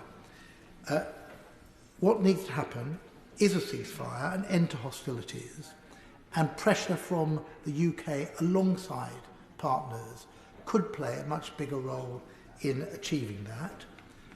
What secondly needs to happen is aid and reconstruction, but that does need much more of a permanent peace, because many of the donors who have contributed, including EU and UK donors, to that reconstruction in the past, have seen that money then wasted by further military action in that way. And what's also needed is better governance and the support for civil society. And one of the most cynical things that's happened since the terrible and tragic events of the 7th of October, and we all feel for the people of Israel and what they suffered then.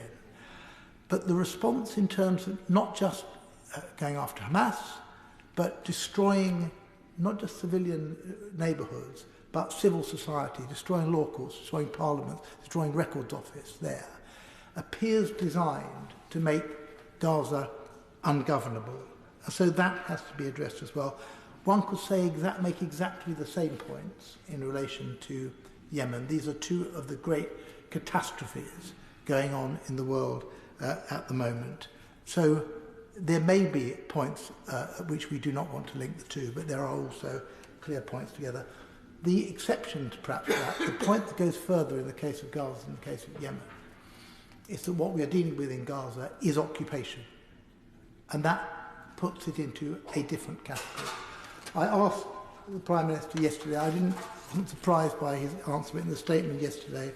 I asked him when the UK will recognise a Palestinian state, and he gave the answer that will be familiar to everyone here. We will recognise the Palestinian state at a time that best serves the peace process. Mr. Deputy Speaker, that time is now, or it is nearly now, because it is impossible to have serious negotiations towards peace unless it is between two sovereign states, and notwithstanding the condition in Gaza and increasingly the condition in the West Bank as well. That has at least, let's not pretend that this is going to put those two countries, Israel and Palestine, on an even keel, but without, as a precondition of negotiations, the recognition of a state of Palestine, negotiations are simply not going to get off the ground. So I hope we see that change of position. There is a very strong support, not just for our military, but for the diplomatic initiatives which the UK is making in the Middle East. I've given a lot of latitude to the Honourable Gentleman on this as he's focused on one aspect, but this debate is the situation in the Red Sea. If he could direct his attention towards that subject, I would be extremely grateful. Yes, Mr. Deputy, I should have taken your advice rather than the advice of the Shadow Defence Secretary at the beginning of the debate. But you interrupt me at an appropriate point because I'm continuing my remarks there, and simply to say that yes, there is strong support on all sides here, but it needs to go further, and in particular, Britain's historic responsibility in the region requires us to make that additional diplomatic effort. Thank you for calling me, and I congratulate the Honourable Gentleman for Hammersmith on a very wide-ranging debate, albeit somewhat remote from the Red Sea, as you correctly pointed out, Mr. Deputy Speaker. Can I also congratulate my right honourable friend, the new Defence Secretary, who's not his place, and indeed the Shadow Defence Secretary, both of whom I think spoke with a great care and with great diplomacy and sense, and fulfilled, I think, precisely what this place ought to be about, namely Her Majesty's Government laying out their views and the loyal opposition then scrutinising what they've done. Now, before I say anything else, Mr. Deputy Speaker, can I just say that I strongly support the strikes in the Red Sea, and all of the remarks were made by my honourable friends, most of whom are much better informed of these matters than am I. I strongly support those strikes, and I strongly support the way they were carried out, and I strongly support the reasoning for them. But if I may this afternoon just take a slightly different approach to these matters rather than the simply diplomatic and foreign affairs approach and military approach, to look at the way in which they were ordered. Now, particularly after the first strike, a great many people, including a number of people in this House, perhaps we'll hear from the Liberal Democrats later on, were of the view that it was quite wrong. The House should be recalled, it was said. We should have a vote in this House about whether or not these strikes were justified, it was said. It was quite wrong that the Parliament should not have the opportunity to express our views on the most important matter facing us all, namely warfare, it was said. I'm glad to say that the government resisted those calls, and that the way in which the strikes were ordered seems to me, and I'll come back to it precisely why in a moment, to have been absolutely right. Now, Mr. Deputy Speaker, I've been talking about this subject for some time. Indeed, I wrote a book about it, I may say, so available in good bookshops near you at this moment, for some time. And when I remember in a debate, probably some 15, 20 years ago now, I expressed the view that it was wrong that the House of Commons should take a vote on going to war.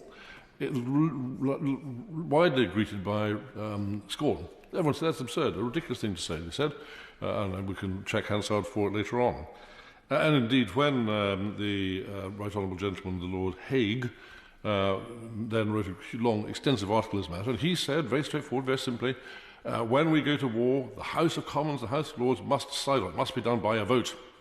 I'm glad to say that the noble Lord Hague, last week went through a Damascene conversion and has changed his mind on the matter, and now I think entirely supports my view on it. But equally, I think that the PACAC, who wrote a report on these matters, again got it wrong in my view. They said that they thought the House of Commons should have a vote before going to war, before deployment. Now, if I may, Mr. Deputy Speaker, I take a very stringently different view. I think there are a very large number of very important reasons why that should not be the case. First, it seems to me that all pretence of secrecy would, of course, by that means be destroyed. We'd have a debate in this place, and the enemy would know precisely what it was that we were planning to do. Secondly, we couldn't take that kind of decision without consulting our neighbours. It might well be that that decision was part of a NATO strike, or in this case, a joint UK-US strike. Are we really to ask NATO, or the United Nations, or the US to wait while we discuss the matter here? And then what happens if we vote against it here, but they vote in favour in wherever else it might be? And third, it does seem to me that we are galloping down a very dangerous road, that if we ask the Prime Minister to come to this House and to share with us the secret intelligence which he has in order to make these very difficult decisions, and to share with us the legal advice that he has, and indeed the strategic knowledge that he has, he would then be exposing many of our professional supporters to criticism or indeed to attack one way or another. It would be quite wrong if he did. I don't want to know the secret intelligence, Madam Deputy Speaker. I don't want to know the legal advice. I want the right to scrutinise what the government have done after they've done it. Fifth, I think it's extremely important that warfare should not be politicised.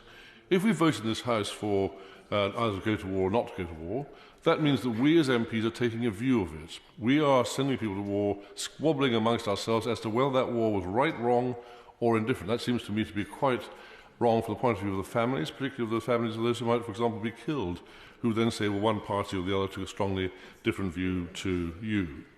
Before I come to the final reason for my strong views on these matters, can I just point out to the House that of the 274 wars that the United Kingdom has taken part in, or England, I think, has taken part in since 1750, we have voted in this House on only two.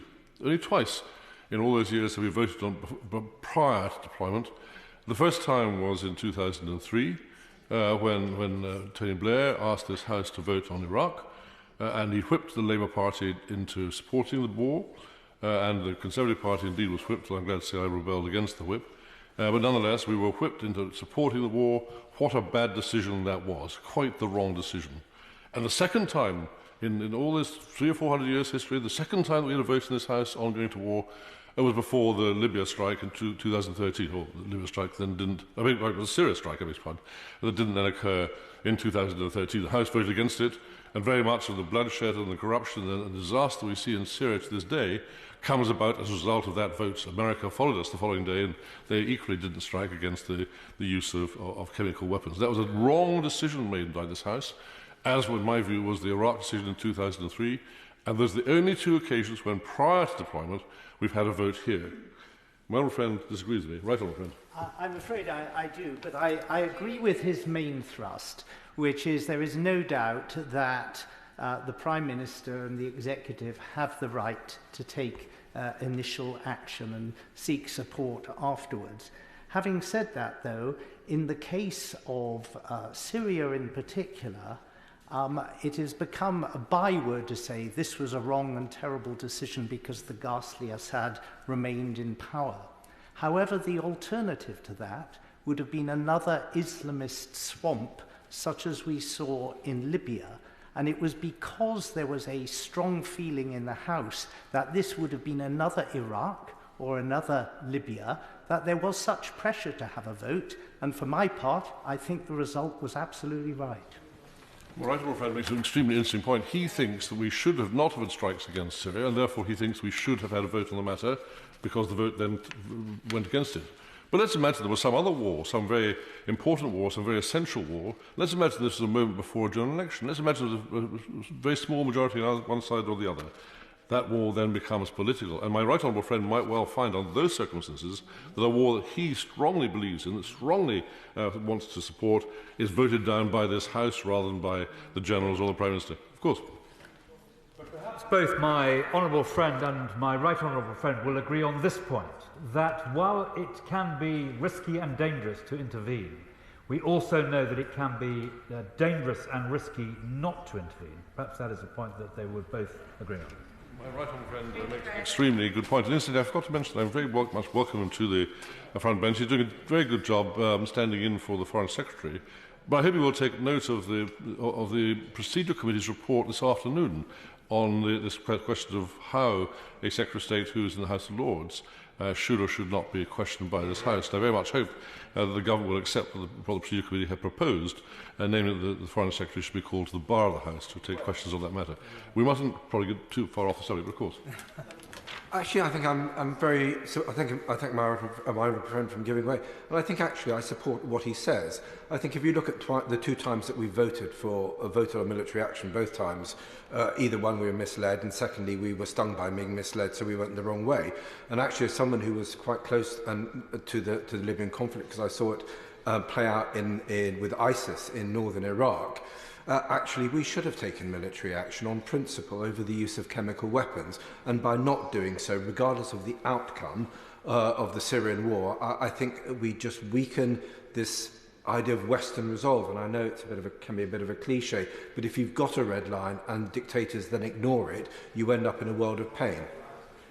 Both of my honourable friends are seeking to involve me in a debate about a matter that happened some 10 or 15 years ago, and which is well beyond the scope of the debate this afternoon. The point I was not whether or not striking against Syria was right, wrong or indifferent. The point I was making was it was we in this House who chose not to. And as my right honourable friend from our bench says, often not doing something is as bad as doing something. He's absolutely right in saying that. But it was we in this House, with our shortage of information, my honourable friend knows a lot about these things, I readily admit that I don't. It was we in this House that didn't have that information, didn't have that briefing, didn't have the secret intelligence nor the legal advice. We chose to take that decision. Now, it seems to me, Madam Deputy Speaker, that in the months and years to come, as it's an extremely dangerous world we live in months and years to come, we're going to see an awful lot of these decisions taken. And it seems to me that the way that this was handled this time shows the pendulum which swung from the divine right of kings, where the king decides on his own in the Middle Ages, through to the time in 2003, indeed 2013, when we allowed this House to vote, albeit not necessarily sensibly. That pendulum has now swung back to precisely where it ought to be. Namely, that if we in this House take a vote on something, this House is by that means diminished. We cannot then hold the government to account. We cannot come back and say, you, Mr. Governor, have got that wrong, because we voted for it. And if we voted for it, surely the Secretary of State will then come back and say, well, you voted for it. The whole point of our purpose here in this House, in this chamber, is to scrutinise what the government have done, hold the government to account, if necessary, to remove the government if they do the wrong thing. Well, I'm trying to wind up a little bit, of course. I am most grateful to my honourable friend. And he mentioned about the world becoming a more dangerous place. And we've known through the history of the NATO alliance that deterrent is one of the best ways that we can try and keep a peace. That's why we have the constant at-sea nuclear deterrent. Nobody knows where or when it may be used. So if we want to try and keep the peace, is there not strength in the argument he's making that there's a far greater deterrent if the decision can just be taken rather than giving 24, 48 hours notice? I'm not certain that my right honourable friend, I congratulate him incidentally on his knighthood, has quite grasped the subtlety of the point I was trying to make, which is not so much as to about the substance of defence, but so much the way we take a decision in this House.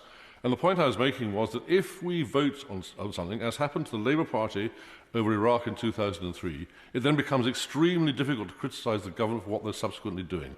It's right that we should scrutinise the government. We should not vote on these matters. We should have huge debates, have statements, have debates, have votes after deployment.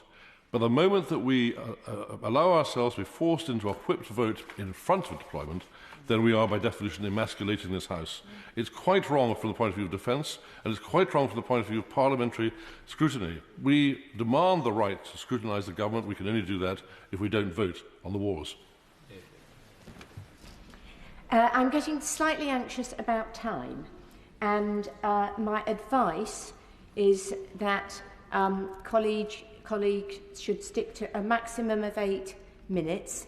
If we can't achieve that, I'll have to put a time limit on, but I'd rather not.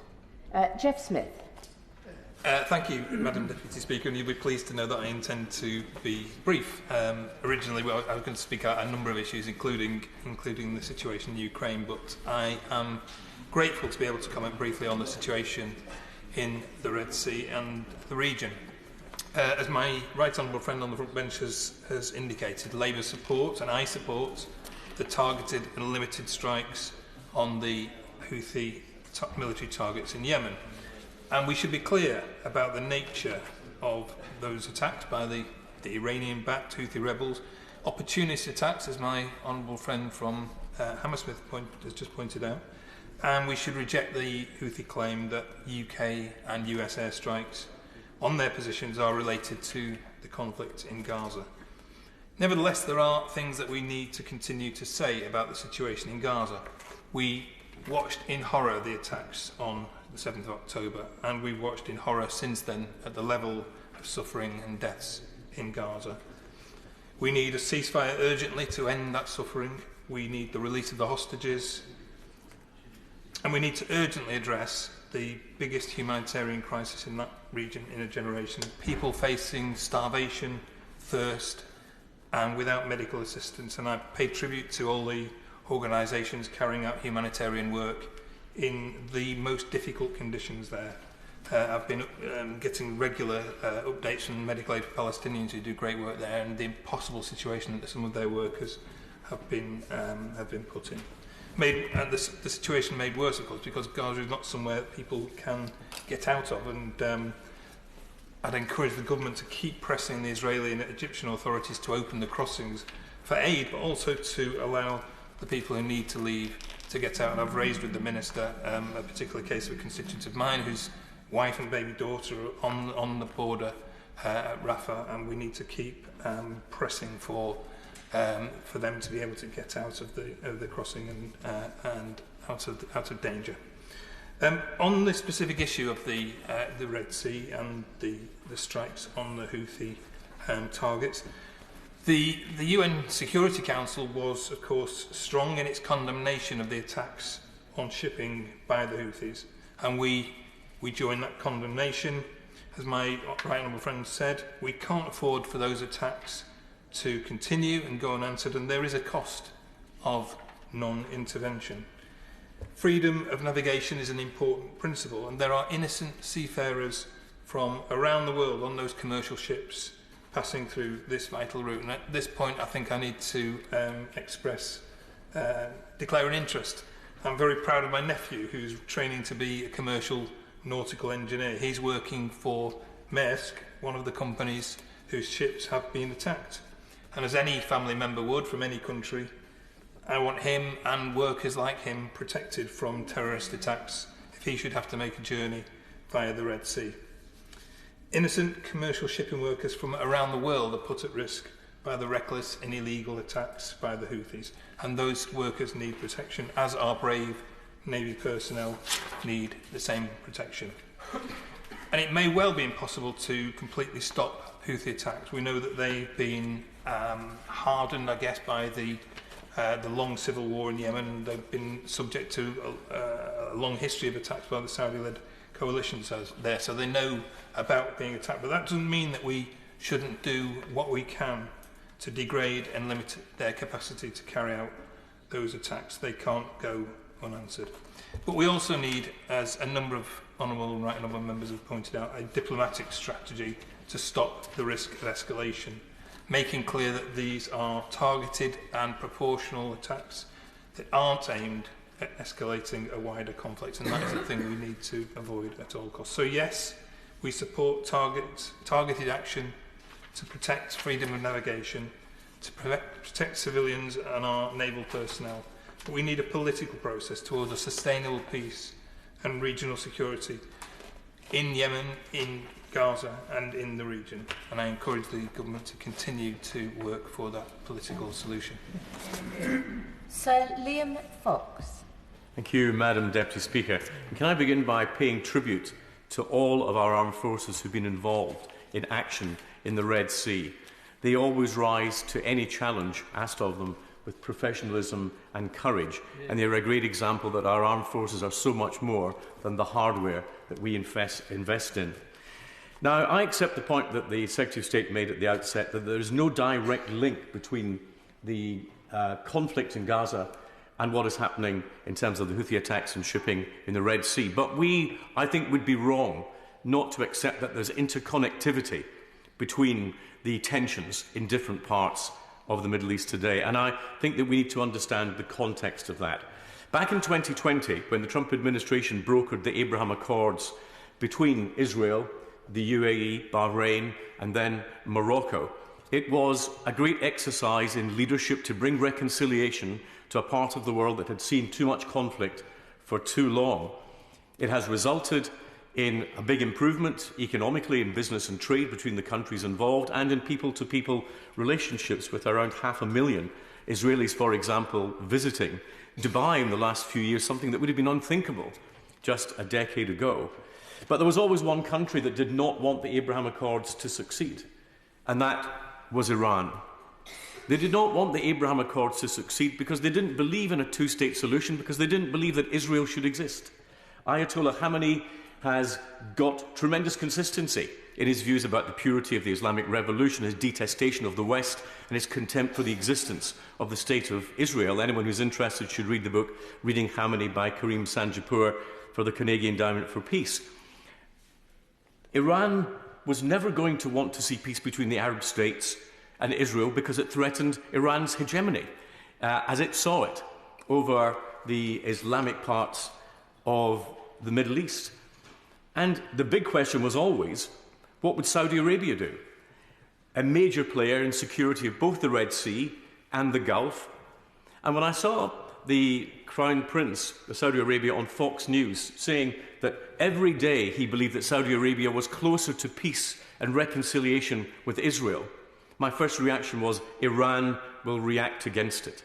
And whether it would react against it through its proxies in Gaza, funded and armed by Iran, Hamas, or Hezbollah, funded and armed by Iran in Lebanon, or whether it be funded and armed by Iran in Yemen through the Houthis. It turns out, in fact, we now see all three actually being active. And we need to understand that that axis of resistance, as Iran calls it, against the West, is something that they will keep going as long as they possibly can. They will not seek peace. They will resist peace at all times. Now, in the Red Sea, we are absolutely right, as many members have said, and I don't want to go over that territory again, to say that the Houthi threat is a specific one that we need to deal with. For the UK, 95% of our exports and imports go by sea. For the whole of the global trading environment, 15% of all global trade passes through the Bab el-Mandeb Strait. Not to act, as many members have said, would leave international maritime law in tatters, and with no deterrence there whatsoever, it would risk a bout of global inflation. We saw what disruption could do from the conflict in Ukraine. The same would be true were there to be permanent disruption in the Red Sea. And we would have disruption of vital supply chains, including food and medicines, that so many people will depend upon. So we're right to take the action, but we need to come back to understanding the role of Iran in this process and other processes. We have seen Iran develop drones sent to Russia by Iran Air to oppress the people of Ukraine. And yet Iran Air still fly out of Heathrow Airport in the United Kingdom. Why? Why is it tolerated? We've seen the money moved around the global financial system by Iran to fund its proxies, but we've still got two Iranian banks trading in the City of London with us within a stone's throw of the Bank of England. Why? Why is that happening? We've seen, as my honourable friend, the chair of the Select Committee, said earlier, we've seen videos of anti-Semitic speeches by IRGC generals now being investigated by the Charity Commission. The regulator is looking at footage of Death to Israel chants on an Islamic charity UK premises. And we've seen two of the videos showing talks by IRGC leaders talking about an apocalyptic war on the Jews. And again, as my honourable friend earlier, the IRGC actually took responsibility this week for a military attack on a foreign territory, something they haven't had the audacity to do before. So again, I ask, why are the IRGC not a proscribed organisation in this country? They are clearly involved in a wide range of activity that is dangerous in relation to Britain's national interests and our security. I have never once, when I've raised this issue in the House, been given a clear answer from the front bench as to why we will not ban Iran Air, why we will not stop Iranian banks in the city, and why we will not prescribe the IRGC. I live in a little bit of extra hope that we might get some answer tonight. Very briefly, I give way to my honourable friend. Thank you. The answer that the government so far has given on the IRGC is that because it's an arm of the state, it is very difficult to prescribe an arm of the state. I'm not saying I agree with that answer. That's the answer given. Is there a way around it? It's an answer. It's not a very convincing answer, Madam Deputy Speaker, and I hope we'll get better from my right honourable friend, who I know is well capable of giving us greater detailed answers than that tonight. We actually face a choice in the Red Sea and beyond. We are either going to deal with the political problems that we face, or rather than the rosy future that the Abraham Accords offered us, we can go back to 1971 with a radicalised generation in the Middle East and return to all the problems we saw, hijacks and Munich and all the things we thought we had left behind us. We need to drive a solution. There must be, as the Prime Minister said earlier this week, a commitment to a two-state solution, and it's not acceptable for anyone to put a political block on that. We need to see security guarantees given for both Israel and the Israeli people who have a right to live in peace and any future Palestinian state. That will require an international peace agreement. It will require the United States and Saudi Arabia and others all to be willing to commit to that peace. It will require a new way of looking at the politics in the region, and it is right that Hamas cannot be part of that if there is to be any way forward. And there will need to be massive economic reconstruction in the area as we go forward. And to end, Madam Deputy Speaker, if I can just say what I said before in the House, and that is, when we look at the whole region, that peace is not just the absence of war or conflict, but the freedom from the fear of conflict or oppression or terror. It comes with concepts of rights that have to apply to all people, and not just rights and dignity, but enforceable rights and dignity. And only when all the people of the Middle East, the wider region, can actually have access to all of these do we have any chance of achieving the peace that is not just part of their security, but part of our security. Layla Moran. Thank you, Madam Deputy Speaker, and it's an honour to follow the right honourable member from Somerset, because I agree so much with what he just said, and in particular the way that he's set out how Iran, decides to back many different groups that will cause chaos, and actually the root cause here needs itself addressing. And it feels that when you talk about the Middle East, whilst I am half Palestinian, we lived in Jordan for 5 years just after King Abdullah passed away. We were in Egypt just after the Arab Spring. And so my link to the region is not just by blood. We were there. It feels like you're playing 3D chess while spinning round most of the time, trying to understand who's in, who's out, what's happening. And it's fair to say that the region has been poorly led and poorly served by its politicians for very many decades. Arabs are proud, intelligent, capable people who have every right to live in dignity and security as anyone else. And I'm sorry to say that there have been elements of the debates around Israel-Palestine that seem to forget that.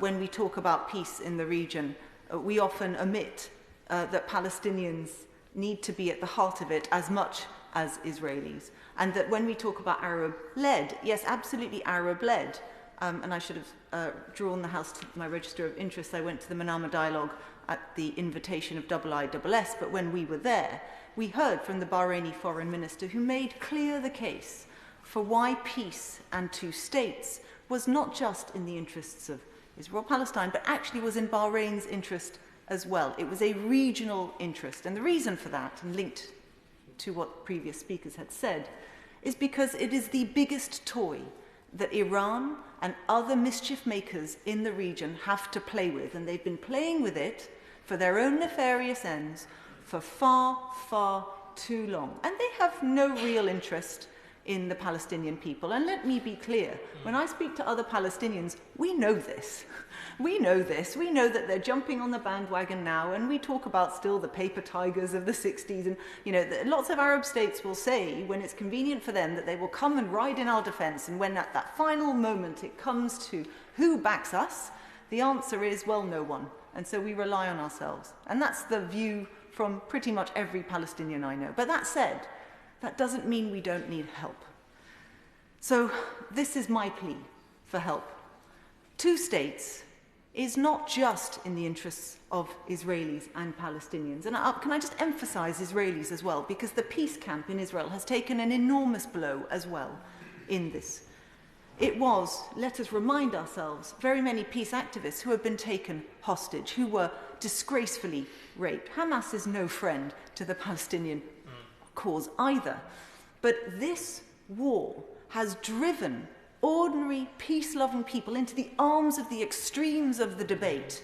And when you look at the polls, and there was one done by, I believe, very recently, it is the people are now backing Hamas, are now backing Netanyahu, when before they didn't. And we have to reflect on that. Why has that happened? These are the same people as before October the 7th. And the reason why that's happened is because we've allowed it to happen. Because the longer this war is waged in the way that it has been waged, in the way that it feels so one-sided, with the humanity at the centre of it, not at its heart, by the Western world in particular, the more abandoned ordinary people feel. And when people feel abandoned, that is when the centre ground where the dialogue happens is vacated. And so my plea to this House continues to be, let's not forget the Palestinian cause. And yes, I'm here with my Palestinian scarf, with my blood, but it's not for me. It's for regional security. And I would put it to the Minister that this is in the security interests of Britain, because we are seeing for ourselves. Now, when we say that the region is a tinderbox, what we mean by that is not that one thing is causal on another. Is that there are multiple flashpoints, and all it takes is for one thing to go wrong, and you find they all blow up at the same time. So the reason why, and this is why the debate and vote earlier on was important, it is of course true that the Houthis were wanting this to happen, and it wasn't linked. But that risk of escalation is very real. There is a very true concern, and I think a legitimate concern, that it's true, you have to act, and not acting is also acting. And we back what the government has done. But what happens if it does start to go wrong? What if that nuclear reaction starts to get out of control, and you end up in a situation where that tinderbox has been set alight?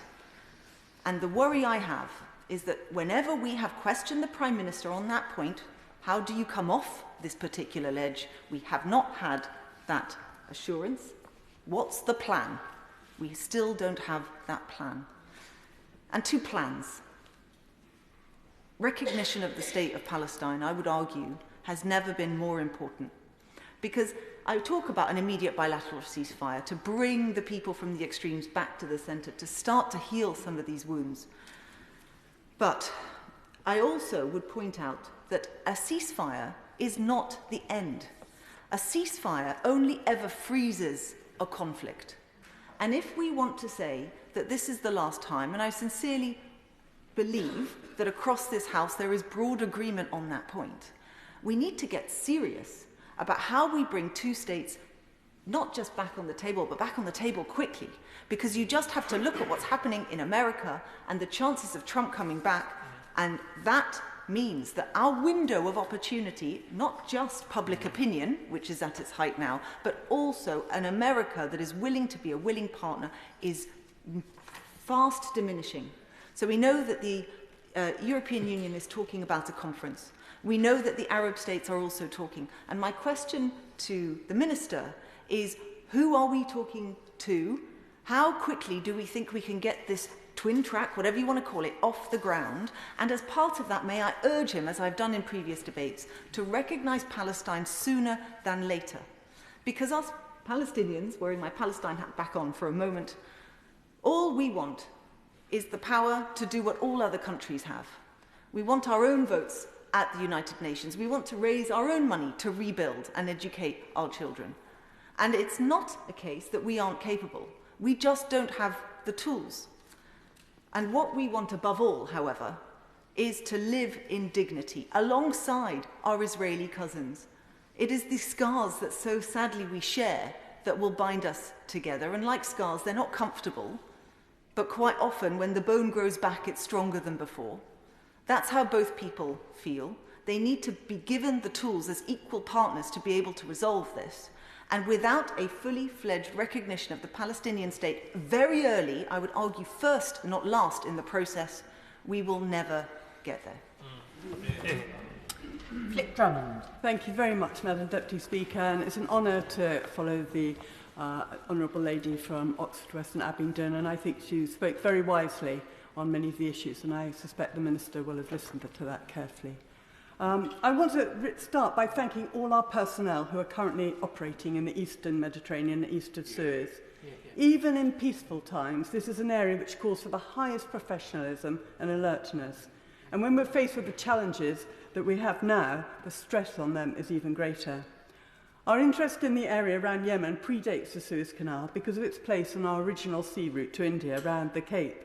The Aden Protectorate, where I was born, was a major trading base which has continued with 15% of the world shipping and 30% of global container traffic depending on the freedom of the navigation in the Red Sea through the Bab el-Mandeb Straits. We must be realistic about the motivations of the Houthis in these attacks and their piracy. The forgotten civil war in Yemen has been going on since 2013, with a ceasefire in place for much of the last 15 months. Yet Yemen, and even more so the Houthis, only seem to have exploded into our consciousness of this country with the attacks on shipping, although it is debated in this place regularly. The ceasefire in Yemen has not been perfect, and acts of violence have been carried on at a low level.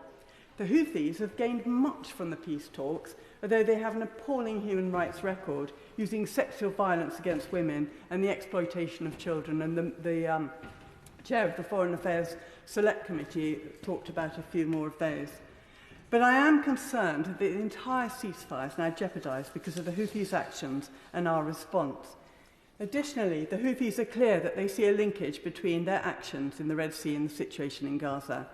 And I say to them, attacking ships will not help the Palestinian cause. Targeted strikes by the US, the UK and allies will continue to protect shipping. However, the consequences of a prolonged series of strikes of the Yemeni people will be appalling.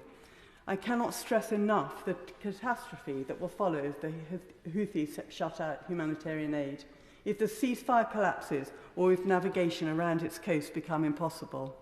Yemen imports 90% of its food, and there are already 17 million people at risk of famine. 70% of the Yemeni population live in the areas that the Houthis currently control. And financing of the UN Humanitarian Response Plan has dropped from 55% of requirement in 2022 to 38% in 2023, and it's not even been announced for 2024. Most of Yemen's imports come through the Hodeidah port, so if the port becomes inoperable, the consequences will be severe. I urge extreme caution about any move to proscribe Ansar Allah because of the risk of destroying humanitarian effort which could follow. 50% of humanitarian funding comes from the United States, and most of this is needed in Houthi-controlled areas. I know the United States has been mindful of that in applying its special designation on the Houthis, and I'm sure, having raised it with the Prime Minister yesterday, that our government will be cautious too. Even with the ceasefire in place, the threat has remained to everyone in Yemen because the economy is so badly damaged. Collapsing and insecure societies breed radicalism and become threats to global security. So we must keep up our diplomatic efforts to save the ceasefire, and we should be cautious about seeing Iran behind every action the Houthis take. Iran does not have full control of their actions. They very much act independently, although they could stop providing intelligence, weapons and finance and work towards a de-escalation in the area. The Houthis are an organisation which includes many people who defected from the previous Yemeni regime, sadly trained and armed by the West. There are remains of Western munitions being used against the coalition supporting the Yemeni government. The Houthis have cooperated with the UN on the tanker Safa, which posed a huge pollution threat to the entire Red Sea, and they've been allowing humanitarian agencies to carry on their work. So it's very concerning that they're now threatening to shut these agencies out. Equally, we must make sure that any sanctions we impose do not stop humanitarian access. The UK has been a leader in aid, and I'm grateful to the government for its support for the Yemeni people. But I also want to pay tribute to the UN Special Envoy, Hans Grunberg, who I met last year and who is working incredibly hard for a final peace process. How we respond to a crisis at the pinch points either side of the Bab el-Mandeb will be watched by other potential aggressors eyeing other opportunities. This is a key test of our return east of Suez. It is a strategy which commits us to respond to threats in the Malacca Strait, the South China Sea, or the seas around Taiwan. It requires our alliances like AUKUS to be military effective and not just defence export opportunities. Those alliances need to be founded on a belief by our partners that we will show up to bolster them when they're at the first line of defence. But we can only project power from a secure base in the UK, and we're responding to our personnel challenges with the excellent work done by Rick Haythornthwaite. However, we need to see results, and the major issues of service accommodation persist along niggly things like lack of free access to Wi-Fi on bases.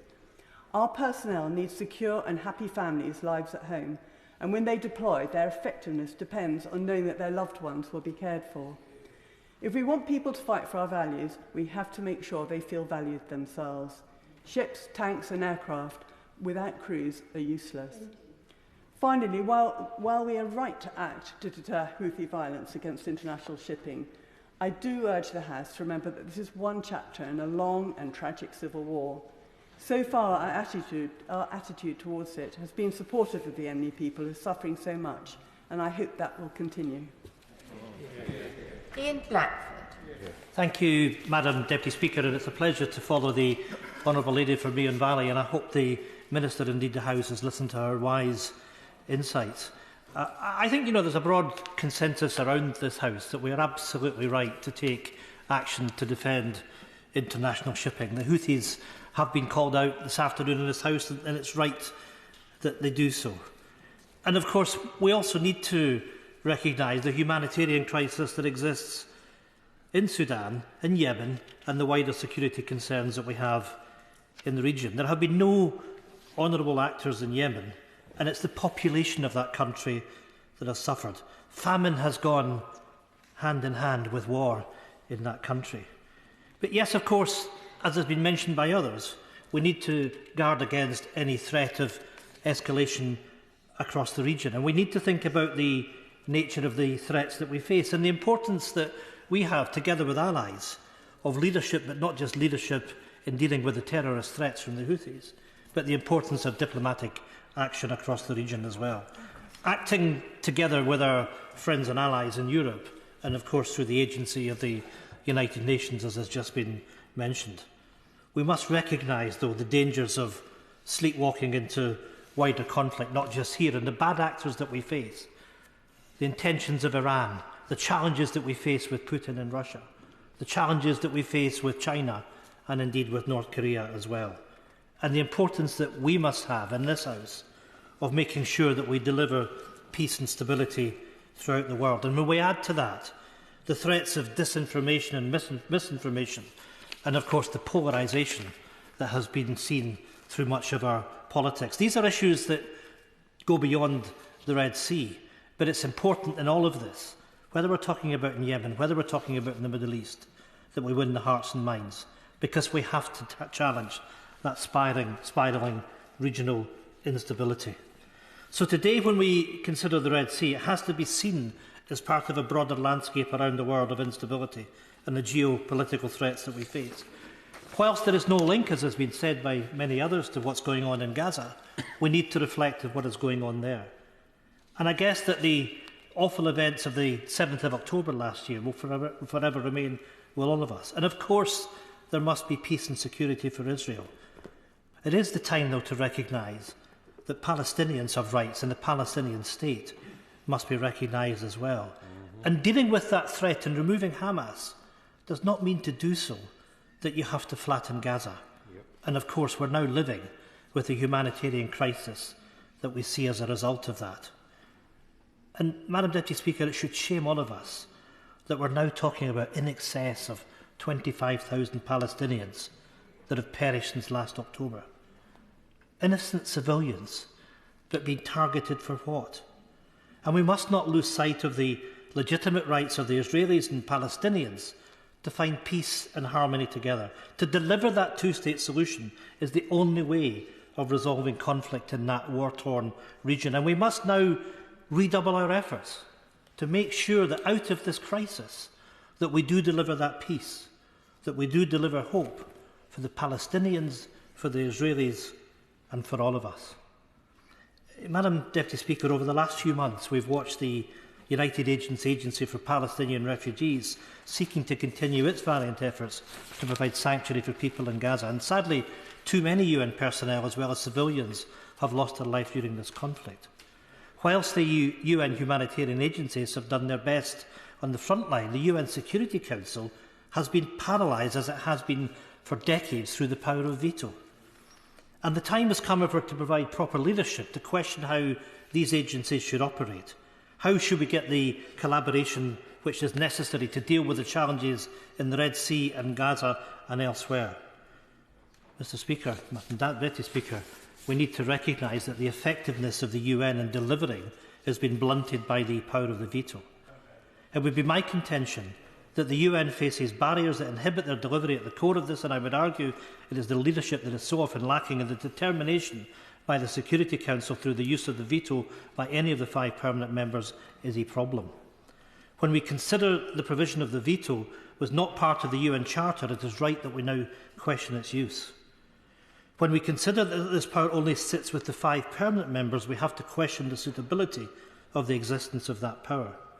Surely it is time to reform the Security Council and its membership, and it's most certainly time to remove the power of the veto. And let's remember that there have been 4 resolutions that have been stymied on the subject of Gaza over the course of the last few months.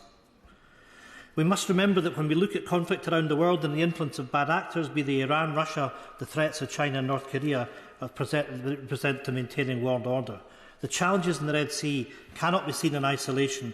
We face multiple threats across the globe, and we must remind ourselves that in Europe, Ukraine must prevail against Russian aggression. We need to work in the spirit of collaboration within Europe, with our NATO allies, and globally through the United Nations to support Ukraine. We also need to recognise that democracy itself is being pushed back and under attack in so many parts of the world. Tellingly, when so many in the world face elections this year, faith and trust in democracy, and let us be under no illusion, democracy right around the world is under threat, and the electoral cycle this year has enormous implications for cooperation, for peace and security. That importance of democracy in providing peace and security, but also linking this to economic prosperity, dealing with the challenges of climate change and making this an opportunity for sustainable economic growth. That is important here, it's important in Yemen. And of course for us, NATO has been instrumental in providing peace and security in Europe, but now we face a threat of decoupling with our largest ally in the US on the back of indifference from political leaders in that country. Madam Deputy Speaker, when political leaders in the US are questioning supporting the cause of peace and stability in Europe from Russian aggression, alarm bells should be ringing. The question of UK and European leadership and the need to stand shoulder to shoulder with Ukraine ought to be self-evident. We need to recognise that taking for granted of the US being an ally to Europe against Russian aggression in Ukraine may no longer be the default position, and we need to provide the support necessary to enable Ukraine to prevail. Ukraine must ward off Russian aggression, for failure to do so is not just a threat to the independence and sovereignty of Ukraine, it is a threat to the rest of Europe. What does it mean for us on these islands? Europe and all of us in these islands need to think about our own strategic autonomy, and thought has to be given to the mechanisms and forums that allow this to take place. The first and pressing priority is supporting and arming Ukraine. The central question has to be what it will take for Ukraine to restore its sovereignty and independence, and how it does this. We must go beyond the necessary announcements of support for now to thinking through the strategic initiatives that will help Ukraine to win. Putin can never win. Put simply, we provide the resources for Ukraine to win, and they in Ukraine provide our peace and our security in Europe. That's the deal. Failure to secure Ukrainian freedom takes us into territory that our wider freedoms in Europe and around the world are under threat. And emboldened Putin pushing his expansionist agenda. Madam Deputy Speaker, I have argued that in these islands we have a part to play in showing leadership with our partners and allies in Europe. We have a mutual self-interest in strengthening the capabilities of the United Nations in these challenging times. The risks to peace and security are at a level we have not witnessed since the Second World War. The situation in Europe with the people of Ukraine bears the brunt of Soviet aggression. The crisis in the Middle East and Gaza with the potential for an ever-widening conflict. Unrest in many parts of Africa. The drumbeat for war is ever increasing. Democracy is under attack and indeed in retreat in much of the world. Intolerance and division are on the rise. We have to be a voice for good, a voice for reason. Standing up for tyrants and seeking peace, security and stability in a fractious world is all our responsibility. That leadership is so needed here and abroad, and it is important in doing so that we have a full and informed debate here and that we seek to build consensus here and leadership globally with others. History will judge us on how we accept our responsibilities to deliver peace and security in the Red Sea and elsewhere. It's a reminder of my 8-minute guidance. Bob Seeley. Thank you very much indeed, Madam Deputy Speaker. I'll try to wind up after 7 minutes, mindful others want to get in. Lots of good speeches today. I just want to start by a reference to the Honourable Member for Oxford West and Abingdon. I completely agree with what she's saying about a two-state solution. And those friends of Israel who give Netanyahu and the Israeli right an easy ride on this are no friends of Israel, as far as I can see, because all they're doing is making Israel's long-term future significantly more precarious, because Israel's existence is accepted and guaranteed when there is peace with the Palestinians, and until there is peace with the Palestinians, Israel is always going to be under threat of some kind. Where I differ from her is her optimism. I mean, I would have agreed with her in the 1990s, but there is so much more awful water that has been under the bridge since then. And if Palestinian statehood, and I can't see a good reason not to do it now, but if you had Palestinian statehood now, and Hamas immediately took over that Palestinian statehood in the West Bank, it would simply undermine the cause of Palestinian statehood. So there is a very significant problem, and as the Honourable Member for North Somerset rightly pointed out, Iran is behind so much of this. And I just want to make a few points in the brief time that I have, but I want to make a reference both to the excellent speech made by my honourable friend from Meon Valley, but also echoed by the Foreign Affairs Committee Chairman. There appears to be a growing, significant, provable link between the use of proxy warfare, non-state actors, often used by other states, and the rise in conflict-related sexual violence, which in some parts of the world and in some conflicts is now endemic. And we saw it with ISIS, which is a non-state actor, arguably nobody's proxy. We saw it with ISIS in the use of Yazidi women as effectively as treasures of war, as the spoils of war, until they were raped to death.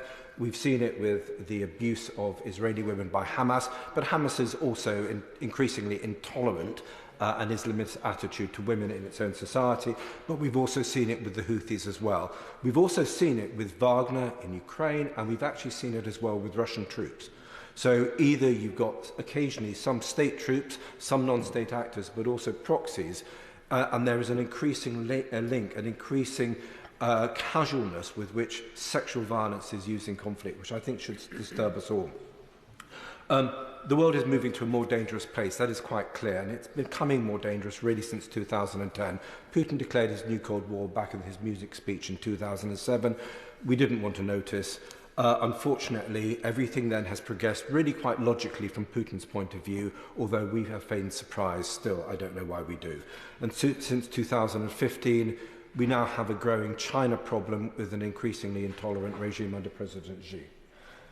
There is a battle for humanity underway in the 21st century between open societies and closed societies, between societies where AI and big data is hopefully going to be used to improve the quality of human life, and in places like Iran and China and Russia, where AI and big data will be increasingly used to control people, control societies, and effectively, in an Orwellian state, to prevent people from even rebelling, because you will be able to identify, according to algorithms, when they are about to rebel, when they are about to fight back and do something about it. And I think that is the bigger picture that we're dealing with. And I think what is particularly concerning at the moment is that we have, in several areas of the world, conflicts between united Axis powers, if I can call them that. So out of 3 potential conflicts underway at the moment, or about to be, Ukraine-Russia is a hot war, where the Russians believe that we are directly involved, although we believe that we are indirectly involved. But that war is fought in cyber and disinformation, in espionage, in poisoning. Some of that is happening in the UK and has been happening in the UK. In China, we have the South China Sea, with the expansion of China to try to take that sea territory, but also an increasing threat to Taiwan, and Xi has told his army to be ready to take Taiwan within the next 3 years, if I remember correctly. And now, in the Middle East, you have Russia's ally, Iran, as the member for North Somerset eloquently said, behind much of what is happening. Iran now has 22 proxies. In Bahrain, it has 2 or 3. In Iraq, it has at least 6, some of whom are rocketing UK and US forces. Where else? In Lebanon, it has Hezbollah, potentially its most powerful. In Syria, it's strongly aligned to the regime. So it's not a proxy, but the Syrian regime is heavily dependent, has been heavily dependent on Iran to fight its wars. And so throughout the Middle East, you have this sort of web that the Iranians have built up. And it is a very significant threat to us. And it says something about the changing nature of war, that although we've had conventional war that we prepared for, that we fought for, and that, or that we've prepared our armed forces to fight and to be able to win, hopefully, we have a very sort of black and white notion about you're either at war or you're not. You're either at peace or you're at war. And we are living in a world where effectively we are in a perpetual state of conflict with some nations. Russia sees itself in perpetual conflict with us. There will be periods of hot war, but there will also be periods of cold war, and we have to be preparing for that in a way that we haven't done.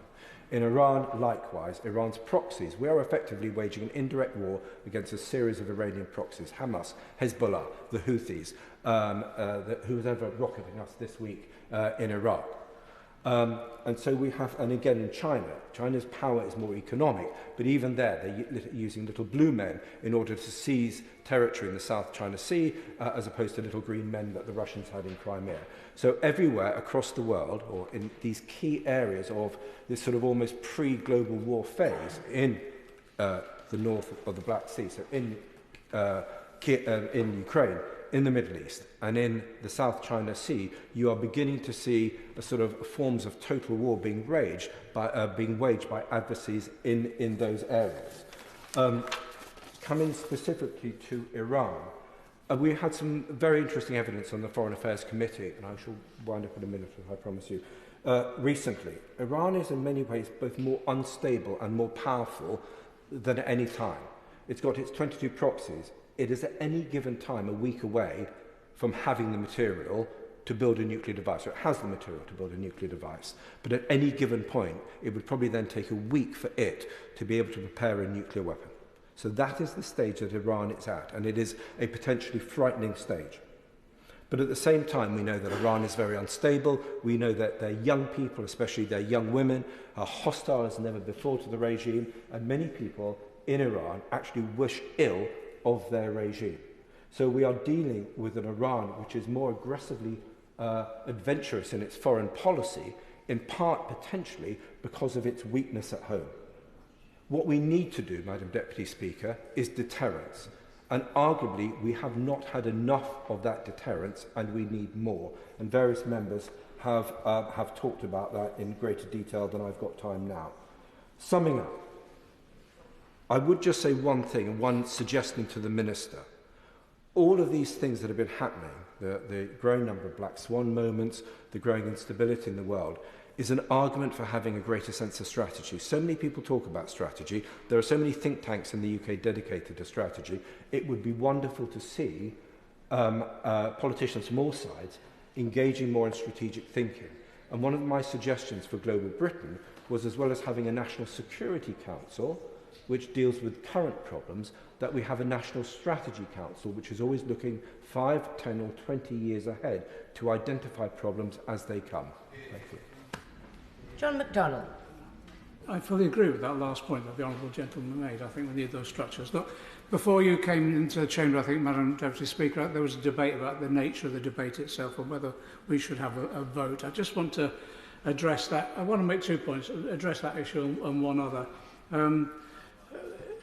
We are at the moment taking military action in a region where virtually everyone across the House has warned that we could be in a situation where a tinderbox, it's been described as, where there could be other actions as well. And we're in a House debating that issue where there's, just over 20 members of the House present. And I say this with respect and affection. Most of them are the defence nerds of the House of Commons, to be honest. And the reason that's taking place is because this is a discussion. It's not even a debate. And there's no decision to come at the end of it. That's why. And as a result of that, I actually don't think the House has taken its responsibilities seriously, because I think we're on the edge of real danger in that particular region that could spill over into impact upon the lives of our constituents. And if we're taking military action, I want to take some responsibility as a member of this House. And I want to be able to go back to my constituents and explain how I've exercised that responsibility. And that's why I believe we should have a vote. Now, I was in here one afternoon when I think there was even less members in here, when John Reid, if we can remember John Reid, came to the House and he reported to us that we were sending troops to Afghanistan. It was given the impression that not a shot would be fired in anger. There was hardly any debate, very little reporting back. We lost 400 British troops in Afghanistan and tens of thousands of others, and the war went on for over a decade. I was here also with regard to the vote on Iraq, and we did have a vote then, and the Honourable Gentleman said, yes, well, look at that, and we made a huge mistake. It was a huge mistake, but I think the mistake was actually it was a whip vote, because I think if it had been an unwhipped vote, we would not have taken that decision. I was also here, as was mentioned, the Honourable Member from New Forest mentioned the issue of Syria. I was here then. I think we made the right vote, because we could have been into another Iraq situation and still stuck there with a huge loss of life, loss of British life, as well as others. So that's why I do believe on issues like this, we should be able to have a vote and decide when we take military action. And secondly, we should exercise our own judgments on the basis of our own judgments and consciences, because there's no more significant decision can be made than sending someone out to potentially lose their life. That's why I believe we should vote on these occasions. Can I say there will be, I think, in the coming period, I think we will have to come back and have a vote at some stage, because my fear is this will go on and on and on. I also want to make this plea as well, unrelated to that particular issue. I want to make this plea. The International Criminal Court's decision, the court's decision on an interim decision will be coming out. Some have said today it might be out on Friday. I think it's important when that comes out we have a debate in this House, and we enables the government then to tell us what it will do in the light of that decision. And in the interim decision, there will almost certainly be some conditions that will be attached to the activities of Israel in particular. And it's important that we debate that in this House, but I also think it's important we have a decision-making process, i.e. a vote, on how we as a country can ensure that those decisions and the conditions are abided by and implemented. The second brief point I want to make is, time and time again, the Prime Minister and others have said there's no link between the Houthi actions and Gaza. I just think that argument is unsustainable. I agree with everything that's been said across the House about the Houthis. I condemn them outright. Their prognosis, the basis upon of their beliefs, as far as I can see, has to be condemned. Their actions in both Yemen and what they're doing at the moment has to be condemned as well. It's horrific. It's putting lives at risk, and they're undermining their own people themselves. But to say it's completely unrelated to Gaza, I just think isn't sustainable. It's been said, well, maybe it's connected to Gaza. What's happening across the Middle East is, my friend from Hammersmith and Fulham, Hammersmith said earlier, is what Gaza is doing, it's mobilising the Arab street, understandably. People are coming away, watching this reportage of the human suffering. They're reacting with aghast about what they're seeing on the ground in Gaza. And as a result of that, they're putting pressure on their own regimes and right the way across for some form of action.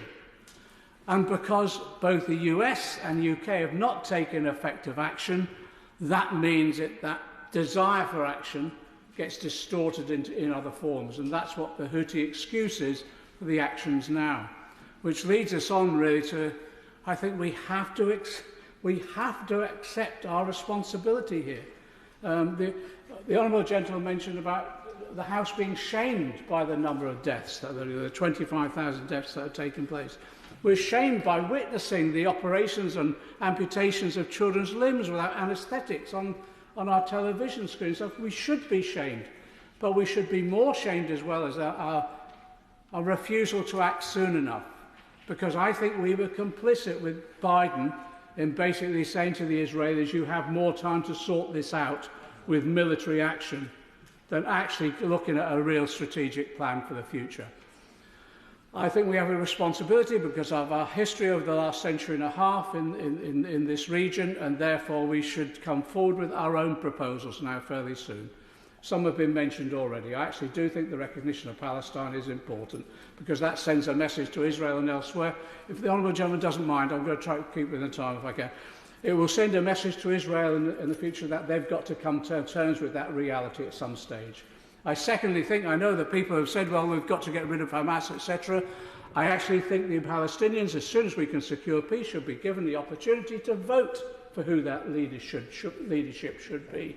And as a result of that, let them exercise democracy in that way. And I think people will be surprised about how the Palestinians will vote. So I think they will vote for peace. I think they will vote for those who are advocating peace. And it might give us the opportunity of consolidating the Palestinian people themselves because they've been so divided by Israel between the West Bank and Gaza itself. We need to be thinking creatively like that now before we, I think, blunder even further. And I just hope the government will now come forward with a more constructive plan. And yes, let us vote on it.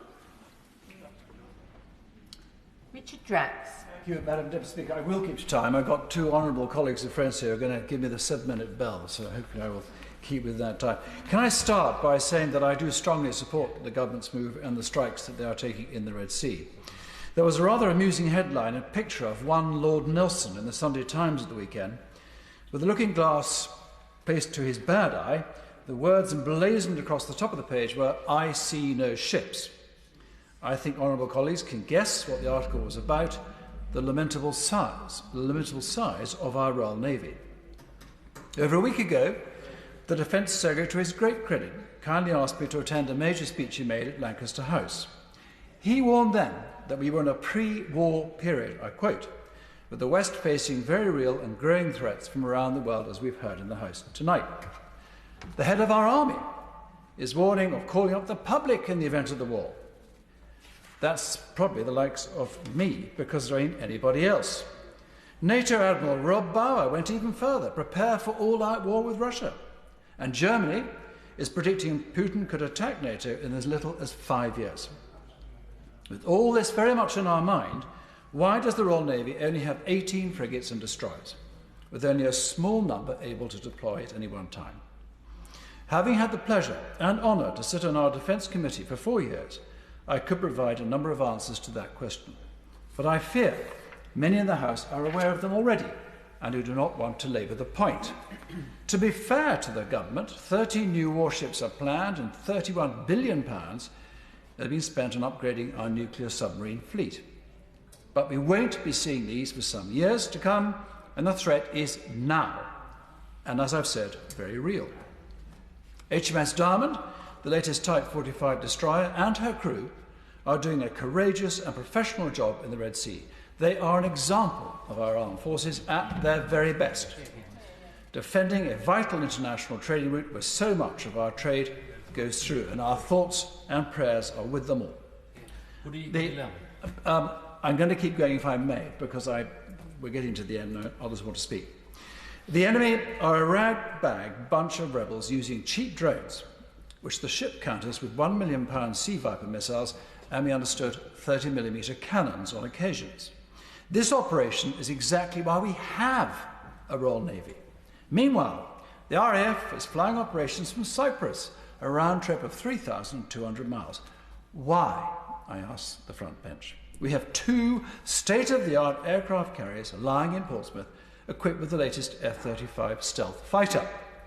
It's true we have a few of those aeroplanes at the moment, but perhaps the Minister can explain why neither they or the aircraft carriers are being used. This very effective threat to a vital international trade route is sobering. These are Houthi rebels, and not some sophisticated peer adversary. What if it was? I accept in that scenario we be part of a NATO force with the US doing much of the heavy lifting. But this relatively minor excursion in the Red Sea is yet another wake-up call. For 13 years in this place, I and many others have called for more money for defence. For 13 years, various Prime Ministers have reassured us our armed forces are in good order and ready to fight. I have no doubt at all, that our brave men and women are ready for just that. But do we have the resilience, the numbers, the reserves, the ships, planes and armoured vehicles to fight a sustained conflict? If I may just keep going, forgive me, I don't want to go over my time.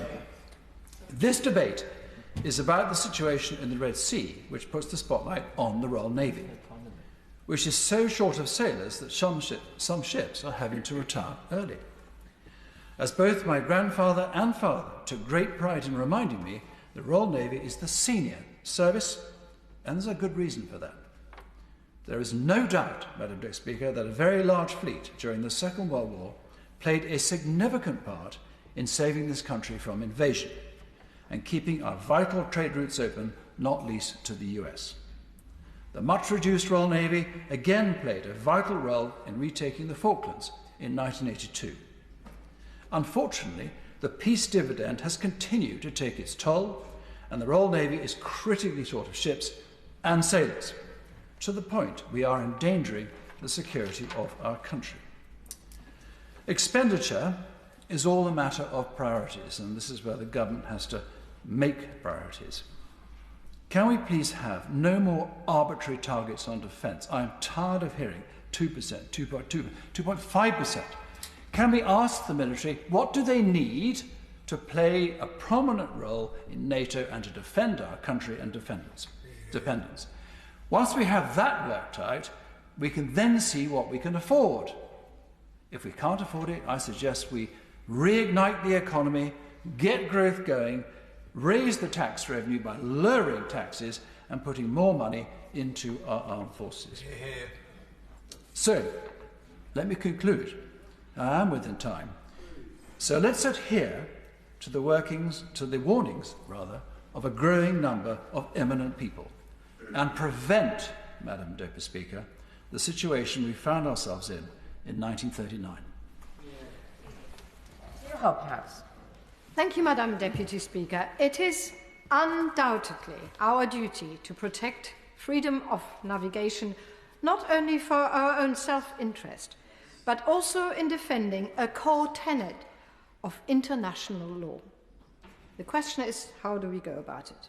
First, we must recognise the limitations of our short-term interventions and remain focused on the long-term peaceful solution to the civil war in Yemen. It remains the best route to stability in the region. Second, we must build durable and lasting coalitions to maintain freedom of navigation in the Red Sea and beyond. The Houthis have been engaged in a decades-long civil war. Even in the face of extensive aerial bombardment by the Saudis and the Emiratis, the Houthis continue to make territorial gains, import more and more sophisticated weapons, and fired rockets at Saudi and Emirati cities. All this while, thousands of Yemenis starve to death or were killed in the crossfire. Despite all their firepower, boots on the ground, understanding of the region, support from the UK and US, and ample political will, the Saudis and Emiratis have failed to weaken the Houthi movement. We should therefore be realistic that our actions will almost certainly not be a limited containment or could act as restoring a deterrent. All the signs point toward escalation. It would be foolish to ignore them. Therefore, peace offers the clearest durable long-term solution to Houthis' attacks in the Red Sea. In recent years, considerable progress had been made in negotiating a lasting ceasefire in the country. There was true momentum to talks which had reduced violence, ended almost all strikes in Yemen and in the Arabian Peninsula, and forced the Houthis to moderate their behavior. A negotiated peace to the Yemeni civil war remains our best hope for forcing the Houthis to abide by international law, let alone end the untold suffering in Yemen. But the brutal events of the 7th of October have derailed peace efforts. It is clear only our strategic rivals have anything to gain from escalating conflict in the Red Sea. Iran, in particular, has much to gain from crippling the peace process and demonstrating the havoc it and its proxies can unleash on international shipping. Peace in Yemen pulls the rug from under those who use instability and conflict to increase their own power. We must recognize that targeted strikes are highly unlikely to stop the Houthis in the long term, and instead we must redouble our efforts to kickstart peace negotiations. On that basis, our government should engage more closely with partners in the UN, the EU, and long-standing allies in the region. I would like to reiterate the importance of the UK upholding international law. However, the current American-led coalition is far too limited and looks too vulnerable to short-term political changes. If the UK is to remain a true defender of freedom of navigation, we must start building broader alliances. The USA is becoming increasingly isolationist and is tiring of its role as the world's policeman. This has been a trend going back to Obama and is embodied by the American First doctrine of the current frontrunner in the US election. While the Americans remain one of our closest aligned partners, we must foster other coalitions to be able to guarantee the long-term upholding of international law. There needs to be much greater involvement by regional powers in policing international laws in the Red Sea. So far, only Bahrain has joined the coalition. A coalition with greater regional and Arab involvement would undercut the Houthis' claim that they are supporting the fight for the Palestinians against America and the West. Greater engagement from big Arab states in defending international law would have the added benefit of not only making interventions more effective, but also create broader international norms that attacking non-military shipping cannot be a legitimate act of war. The UK should utilise its considerable influence in Riyadh, Abu Dhabi and Cairo to push those countries into joining these efforts. Additionally, we must engage with our European partner, who have a like-minded, long-term interest in guaranteeing the free flow of global trade. Lastly, I urge the government to consider the global and successful fight against Somali piracy as a model for what a longer-term project to protect shipping in the region could look like. Madam Deputy Speaker, the situation in the Red Sea is unlikely to be solved in the short term by a few missiles. The government must therefore consider the long-term solutions to ensure enduring stability in the region. Kenny McCaskill. Thank you, Madam Deputy Speaker.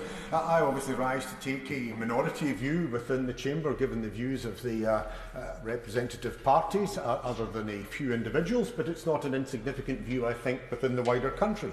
And that is that those who oppose an escalation in an area that is already a tinderbox, that worry about a lurch to war and seek instead a push for peace. And of course we condemn the actions of the Houthis, as indeed has been done, as people have said, by the UN Security Council, as we rightly condemn Hamas, because, as I will go on to say, these issues are inextricably linked. But this is an escalation. We haven't been bombing Somalia when it comes with regard to piracy, or Eritrea, And although it's a while since President Obama launched cruise missiles on Al-Shabaab, it seems to be the Houthis that are being picked upon at the moment, albeit they are breaching international law and have to be held to some account. But this is an escalation against a country that is already one of the poorest in the world, in which this will inflict further harm. It is a country that has endured 10 years of bombing through Saudi Arabia, who have been armed with the finest munitions that the US and UK could provide them. And that hasn't managed to destroy them. Somehow or other, despite providing with all that equipment, at great benefit to many private corporations, the Houthis have continued to be able to do this harm and destruction. That obviously will continue because we've already had one set of strikes, we're now on to a second. How many more sets of strikes are there to be before either there's an escalation or indeed a call to halt? And indeed, we've also heard that, I think it was the Minister himself who stated that surface-to-air missiles had been taken out. I don't claim to have any military expertise, but surface-to-air missiles don't seem to me to have any logical basis for the Houthis attacking shipping. That more appears to be related more to perhaps the USA and their defence of their own vested interests. But this is a lurch towards wider war. We have heard across the chamber, shamefully I would say, comments about Iran, conflict with Russia, conflict with China. I come from a family where my grandfather fought in World War I. My father fought in World War II. Both fought to try and ensure that their children would never have to fight in another conflict. I do not wish to see my children or my grandchildren end up in World War III. And yet there seemed to be an almost Dr. Strangelove tendency among some that are pulling us in that direction. And even if we don't go down that precipitous route with all the disaster that envelops it, then we also face the legacy of hatred that we've seen from Afghanistan and especially from Iraq. Because don't think that people will view this as neutral. People, not simply the Houthis, but people in the Arab world, people in the Muslim world, people in our own country, will see this as one-sided, as judgmental, as picking upon one side, and yet failing to do anything about the issue that is fundamental to it, which is what is happening in Gaza. So we run the risk of worsening terrorism, both abroad and indeed homegrown. And indeed that then takes us on to why are the Houthis doing it? I think it's risible to say that it's not connected to Gaza. Of course it is. The timeline speaks to that. Trade was going, not without difficulties, but trade was going prior to the 7th of October. The timeline dictates that that was the cause of it. And indeed, the Houthis have told us in their almost webcam invasion or landing on the tanker, they even flew the Palestinian flag. It was reminiscent of when Britain put a helicopter and landed somebody so we could have a flag on Rothwell. They made it clear that what they were doing related to what was happening in Gaza. And that is why, to get peace, as I said in the statement by the Prime Minister earlier in the week, you're required to look in conflict resolution, not simply at the manifestations, but at the fundamental root, and at the root is what is happening in Gaza. We have heard today that the purpose of the airstrikes is to preserve international law. Well, international law also covers stopping a genocide. We have heard from other speakers very eloquently pointing out that 25,000 Palestinians have died in Gaza. 1.1% of the population, 70% of them women and children. What would that be in UK terms? That in UK terms would be almost 750,000 people. 750,000 UK citizens wiped out since 7th of October. Do you think that that would be unnoticed? And yet, what has happened? We have said that Netanyahu is maybe going a bit far, that maybe Israel has to call it all back. What we should be doing is supporting South Africa and other countries in pushing this at the International Court of Justice. I believe and I expect that the International Court of Justice on Friday, as people have suggested, will rule against Israel. because what Israel is doing is fundamentally wrong, and we need to call that out. If we want to make sure that we get trade going, which we do, if we want to make sure that we protect seafarers, not so much UK seafarers, because there was no rush to protect the P&O workers when they were gruesomely treated, and most of those sailing on these ships, which only one I think was UK, weren't UK flagged. But if we do want to ensure that maritime trade, then we have to solve the problem in Gaza. That is where the solution lies, and that is why we must not have a rush towards escalation. We have to have a push towards peace, and in terms of enforcing international law, it's not enough to enforce international maritime law and the freedom of movement. What about protecting the rights of women, children, and even children who are having amputations carried out without anaesthetic? International law, you cannot pick and choose, and it's about time that the UK stood up for the rights of the Palestinian people. Richard Ford. Thank you, Madam Deputy Speaker. I'm grateful to the Government for granting this debate, and I'm grateful also for the Defence Secretary coming at the beginning of the debate and setting out reasons for British military action in the Red Sea region. And I think he was right that this action was indeed limited, necessary, proportionate, in self-defence, using minimum necessary force, and for the freedom of navigation. I agree with all of that, and I think it is good that it was set out in that way. Where I take issue with the Defence Secretary is that there is no vote associated with this debate. I know a couple of other Right Honourable and Honourable members have talked about the business of whether there should be prerogative powers or whether there should be parliamentary approval for military action, and that is what I want to make the focus of my contribution. I think it was the Honourable Member for North Wiltshire who talked about how only twice in 200 years has Parliament had a say before military action took place. Actually, I'm not advocating for military action to take place following a vote. I recognise that there are plenty of occasions where parliamentary approval needs to happen retrospectively, needs to happen after the event. And just to give a few of those scenarios now, for reasons of operational security, for the deployment of special forces, definitely within the domain of the executive, not necessarily the business of the legislature.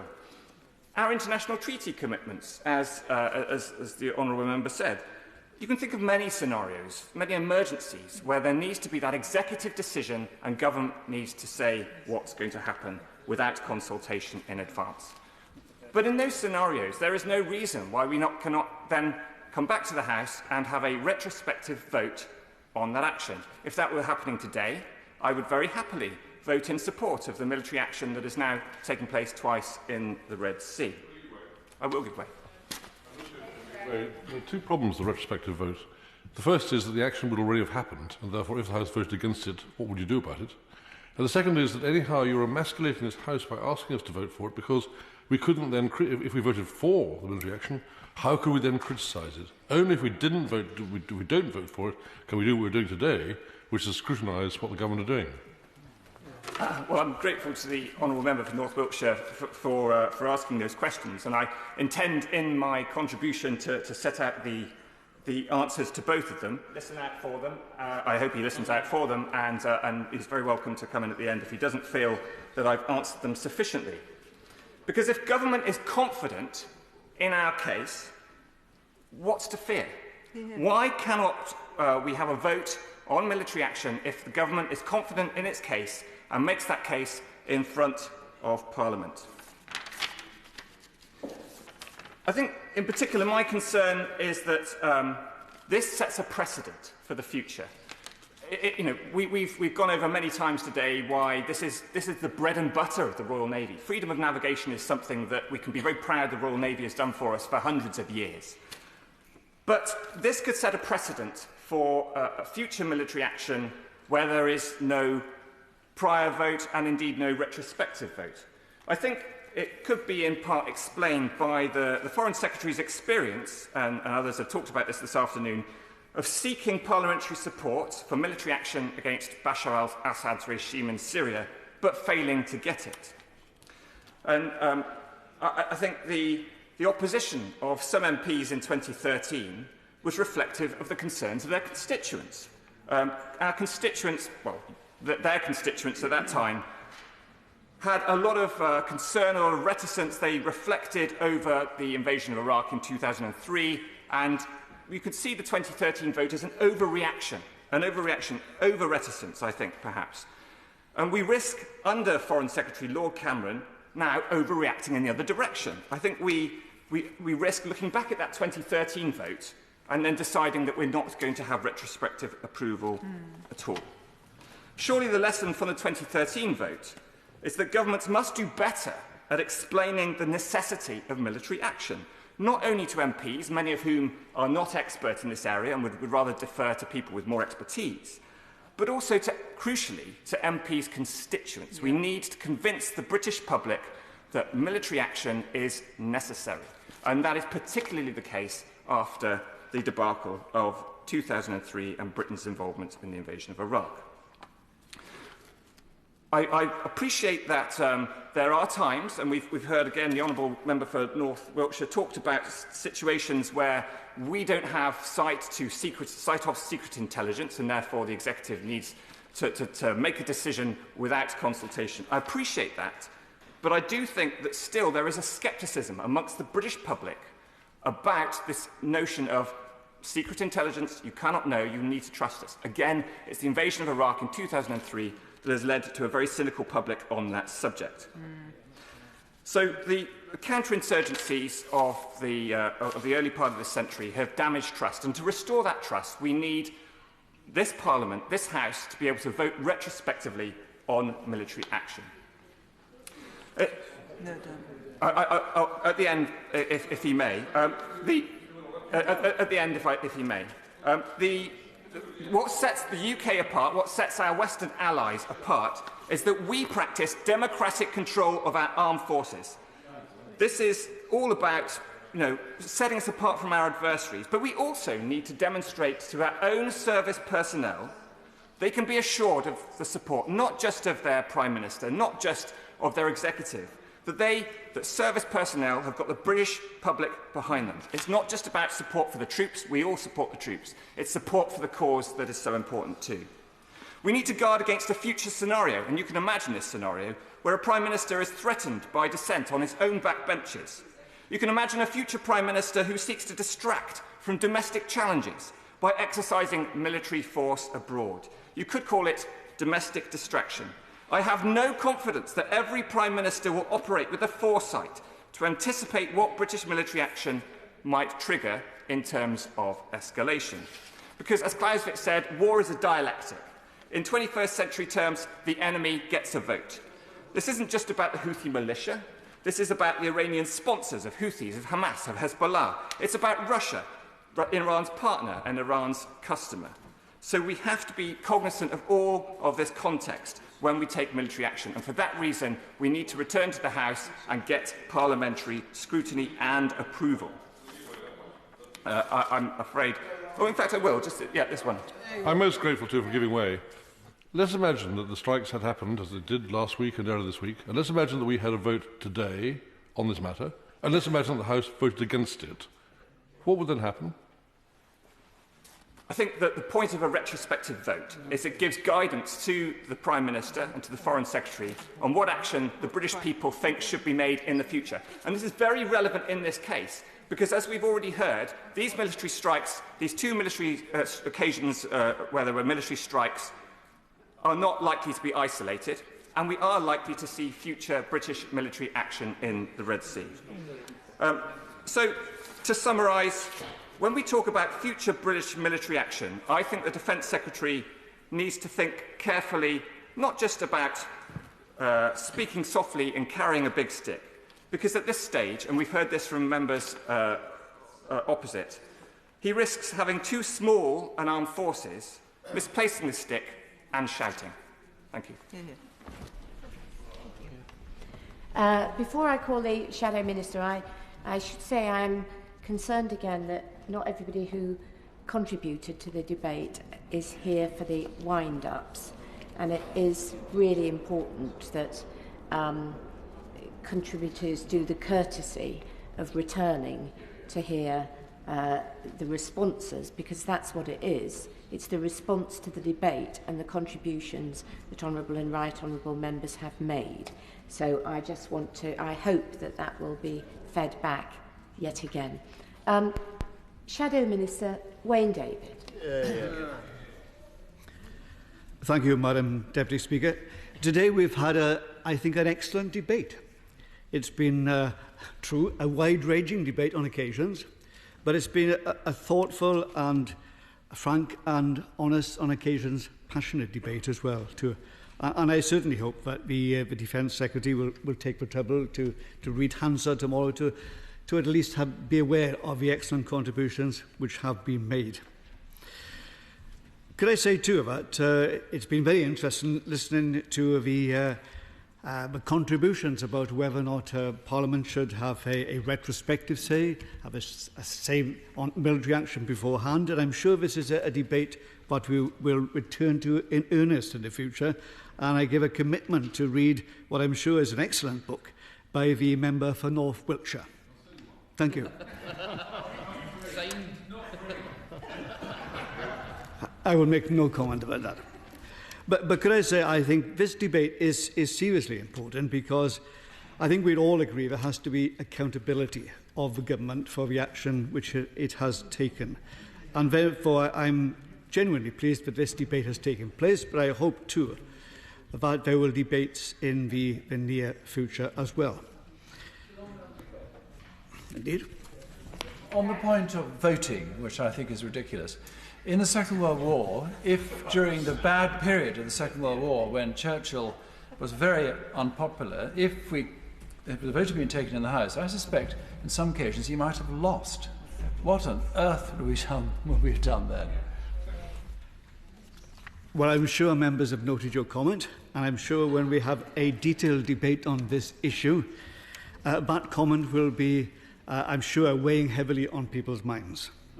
But could I say that I think that this debate is important because accountability is vital. And as we've made clear on a number of occasions, the Labour Party supports this limited targeted action. And we do so because it is important to protect international commerce and to ensure that there is security for maritime shipping in the Red Sea. We uphold international law and believe that it would be quite wrong if we ignored the disruption to the flow of goods, foods, medicines and much else, as well as the threat to human life that is being caused by the Houthis' actions.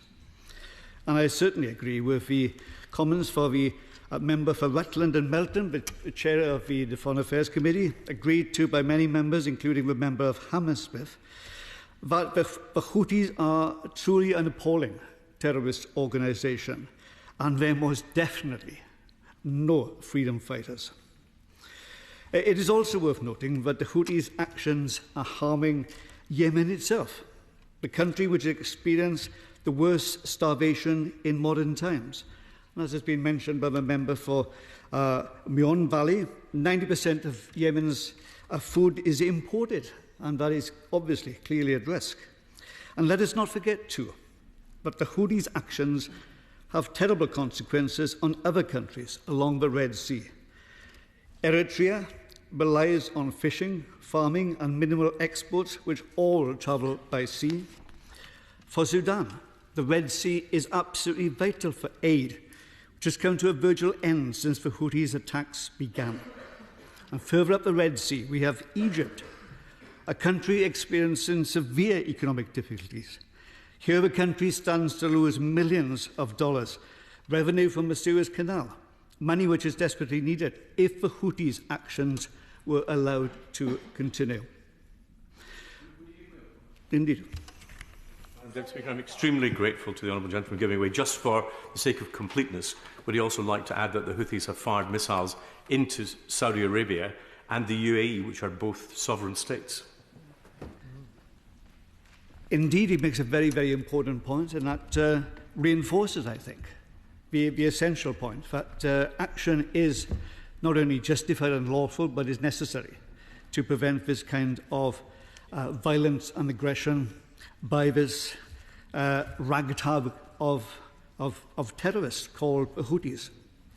Now, as of significant importance is the fact that the actions by the United States and the United Kingdom have logistical support from Australia, Bahrain, Canada and the Netherlands.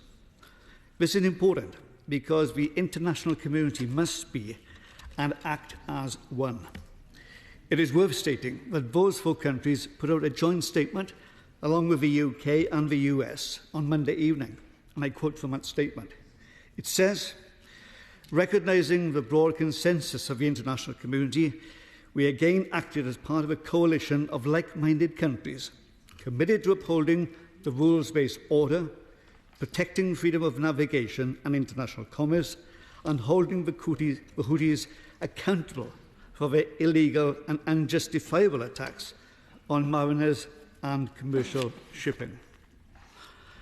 It is also important to acknowledge that the UN Security Council agreed a resolution that unequivocally condemned the Houthis' attacks, and I'm glad the member for Manchester Withington specifically referred to that. With Britain taking this targeted military action, it is important that this House recognises the professionalism and bravery of our armed forces. I'm sure we'll all be united on that. And I'm referring, of course, to those who are serving on HMS Diamond and those flying RAF Typhoons. Now, of course, we recognise that military strikes can reduce and perhaps eliminate the immediate threat to free navigation. But as a number of members have indicated today, there needs to be a wider political strategy. At the start of this debate, the Defence Secretary touched upon this, but I will ask the Minister if he would indicate more precisely and in greater detail what this strategy is. We all know only too well the horrific suffering the people of Yemen have experienced over the past few years. The terrible civil war and the appalling humanitarian crisis that unfolded as a result. The UK has a historic responsibility in the area. We are also a UN penholder for Yemen. So I would be appreciative if the Minister could elaborate upon the Prime Minister's comments to this House yesterday about what further assistance can be given to the people of Yemen to help alleviate their suffering. A number of members have referred to the terrible situation in Gaza. The situation is truly terrible. I do not accept, however, the Houthi claims that attacking ships from around the world is somehow linked to the conflict in Gaza. There's a desperate need for an humanitarian truce leading to a sustainable ceasefire in Gaza. And indeed, we must move as quickly as we possibly can to a two-state solution.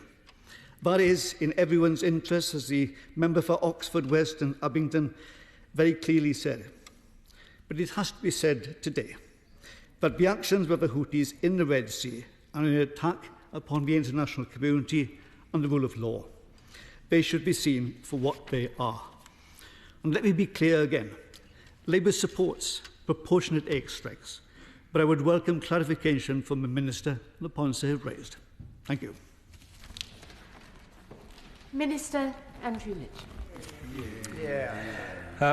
Madam Deputy Speaker, this has been a thoughtful debate and I think a united one, and I will endeavour to respond to as many of the points as I can in the time that I have. As my right honourable friend, the Defence Secretary, made clear at the start of this debate, the Houthis' illegal attacks on commercial shipping and British and American warships in the Red Sea are completely unacceptable. Despite repeated warnings from the international community, they have carried out more than 30 attacks since the 19th of November.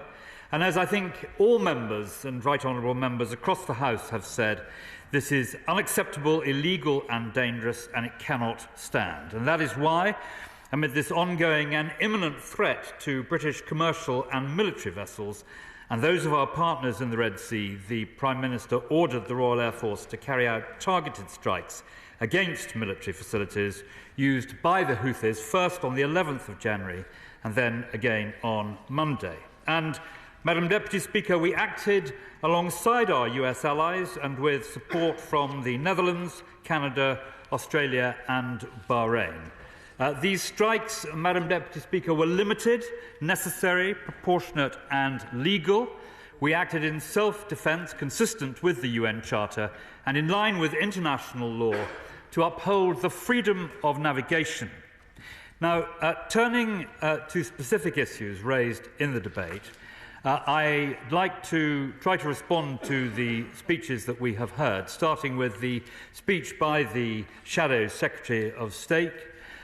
He mentioned in his speech his agreement and support for what the government is seeking to do, and we are most grateful for that. He also called for a wider defence debate. And I completely take his point, but he will also accept that under the changes that took place, the government basically gave that time to the Backbench Committee. So the Backbench Committee itself is the most likely target, in addition to the government, to provide for that extra time. I will, yes. But does my right honourable friend not accept that His Majesty's government has an absolute duty to provide debates in this House in government time to discuss defence? And just to say the Backbench Business Committee may or may not do it if someone applies for a debate is not enough. We want proper debates here in government time. No, I completely accept what my honourable friend is saying, but I'm just pointing out that eating into that time has been the reform that has been made by to the Backbench Committee. I'd like to thank the honourable gentleman very much for his support for the government strategy on Ukraine. It is a great strength that we are... I will in a moment. It's a great strength, I think, that there is full and total unity across the House on that matter. He asked me about the two LPDs, the landing platform dock, Albion and Bullock, and he asked for an undertaking that they will not be scrapped. I'm able, on behalf of the government, to give him that undertaking that neither of them will be scrapped. And I know that this will come as a relief to the great friend of many of us, particularly on this side of the House, Lord Welwyn, who is His Majesty's ambassador to Italy and who is the honorary ship's captain on HMS Albion. I'll give way first of all to my honourable friend. I'm most grateful to my right honourable friend in giving way. He was covering the point about the United Kingdom government's strategy to degrade the Houthis. With that specific point, looking at all the levers that we have, militarily, economically, diplomatically, our key ally, the United States, has taken a specific decision where the United Kingdom has not taken yet. The United States has prescribed the Houthis as a terrorist organisation, with that coming into effect in 30 days' time. Why has the United Kingdom government not done that? Well, my honourable friend will understand that on the issue of sanctioning prescriptions, we would not give a running commentary to the House ahead of making any such announcement. So I'm not able to give him an answer to that. But I'll give away just a moment, but I just want to finish the comments, dealing with the comments by the Shadow Secretary of State. He also asked about HMS Diarne, and will she be replaced on station? And the answer is yes, she will be replaced by HMS Richmond, but he'll accept, I hope, that I cannot give any operational details about that.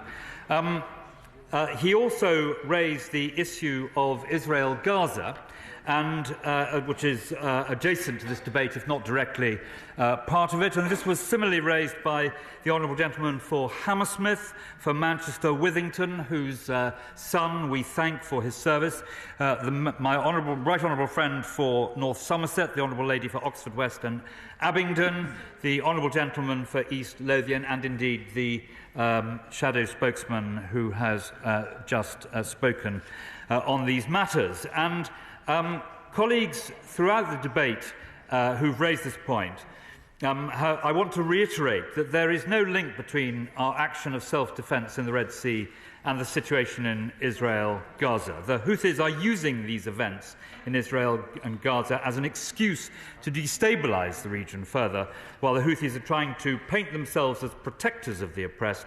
Their own track record of oppression shows them in a very different light. Britain wants to see an end to the fighting in Gaza as soon as possible. We are calling for an immediate humanitarian pause, Madam Deputy Speaker, to get aid in and hostages out, and as a vital step towards building a sustainable, permanent ceasefire without a return to destruction, fighting and loss of life. And to achieve that, we need that Hamas agrees to release all the hostages. Hamas can no longer be in charge of Gaza, and an agreement must be in place for the Palestinian Authority to return to Gaza. And while I'm on this point, perhaps I could say, particularly to the Honourable Gentleman for East Lothian, just a word or two about the reference to the ICJ.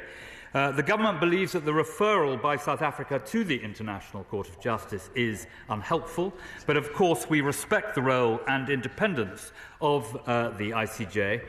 What I can say to the House, particularly on Holocaust Memorial Day today, is that the suggestion that Israel is engaged in genocide against the Palestinian people is both wrong and profoundly offensive. And may I make that clear on Holocaust Memorial Day, that we remember the genocide also in Rwanda in 1994, in Bosnia in 1995, in Sudan in 2003, as well as in Cambodia in the 1970s. And if I may, Madam Deputy Speaker, update the House, the ICJ has announced during the course of this debate that they will deliver their decision on South Africa's request for provisional measures at 12 o'clock UK time on Friday the 26th. Now, if I may return to the excellent speeches made by so many of my honourable and right honourable friends and honourable members opposite, I will turn first to the speech by the chairman of the Foreign Affairs Select Committee. But before I do that, I shall give way to my right honourable friend. My right honourable friend, the Minister, is, as always, the model of courtesy.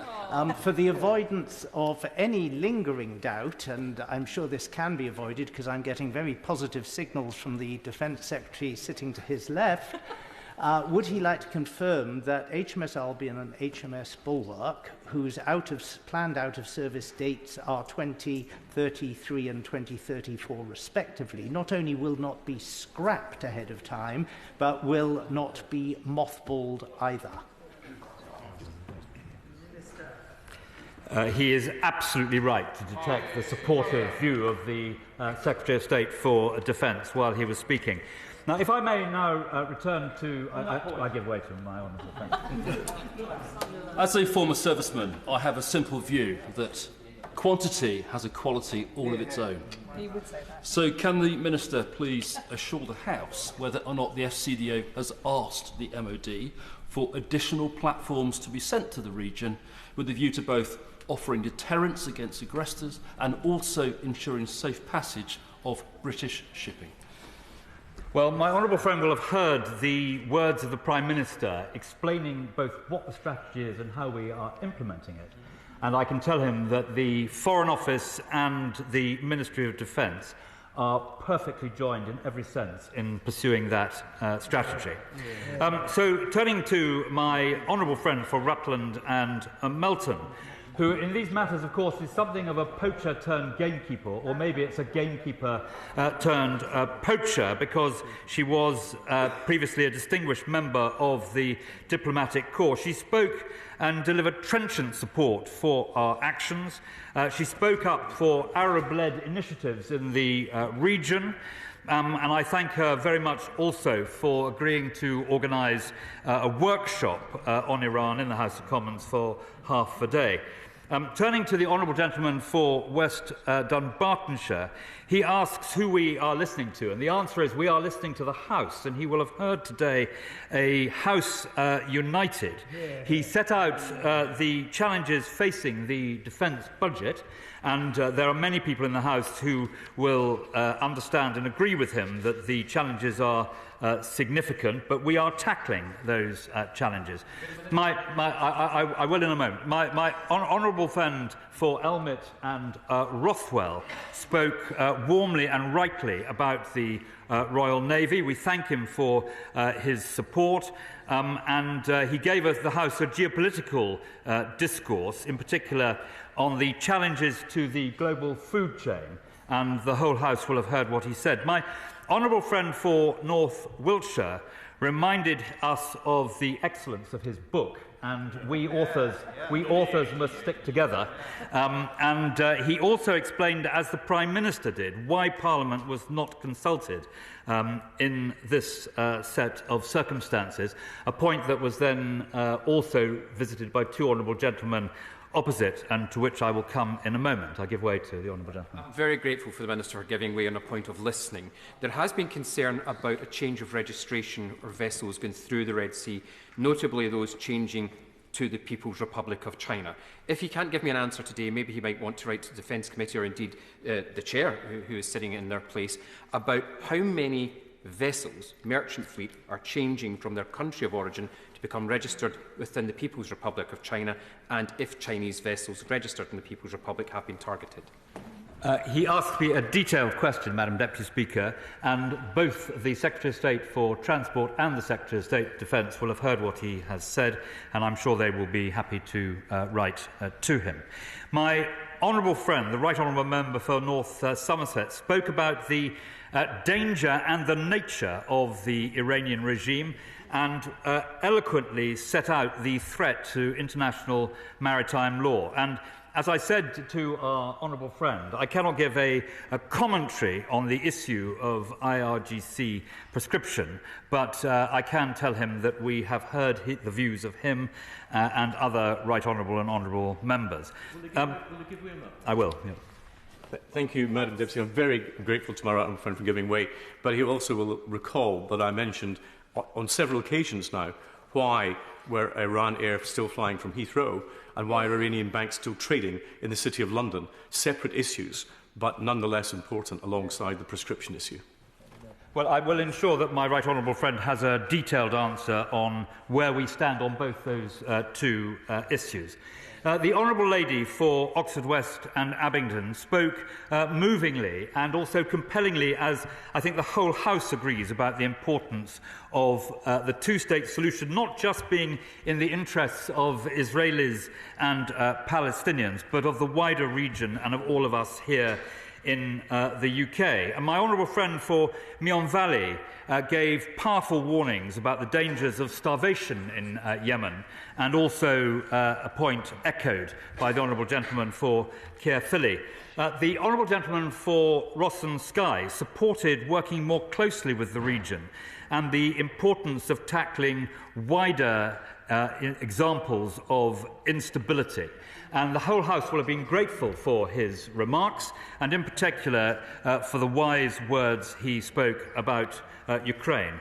My honourable friend for the Isle of Wight talked about the impact and the effect of Iran proxies, and he spoke with both experience and knowledge about the risks of warfare and the need for a greater sense of strategy, in particular looking at the work of the National Security Council, which some of us were involved with when it was set up. And I have taken a careful note of what he said.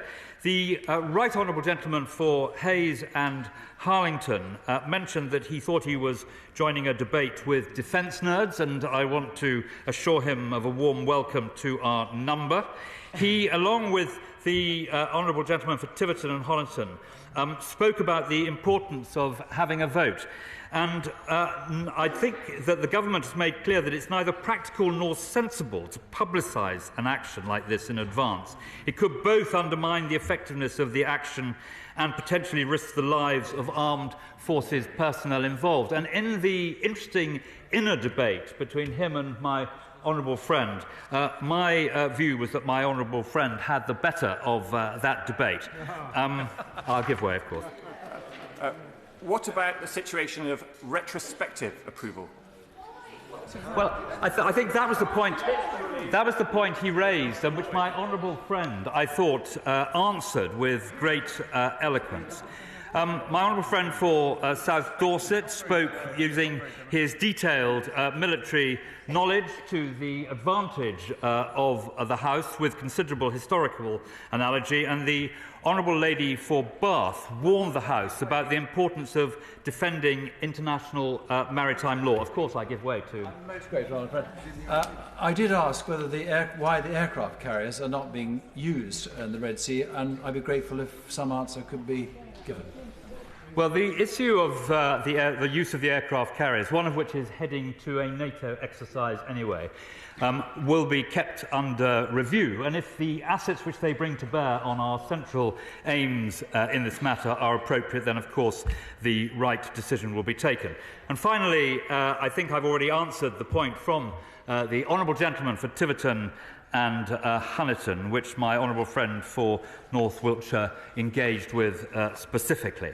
So I think I've covered every speech that has been made, Madam Deputy Speaker, but if I may draw my remarks to a close, we have sent the clearest possible message that we will continue to reduce the Houthis' ability to carry out these attacks, and we will back our warning with actions. The Houthis should be under no misunderstanding that Britain and our allies are committed to holding them to account.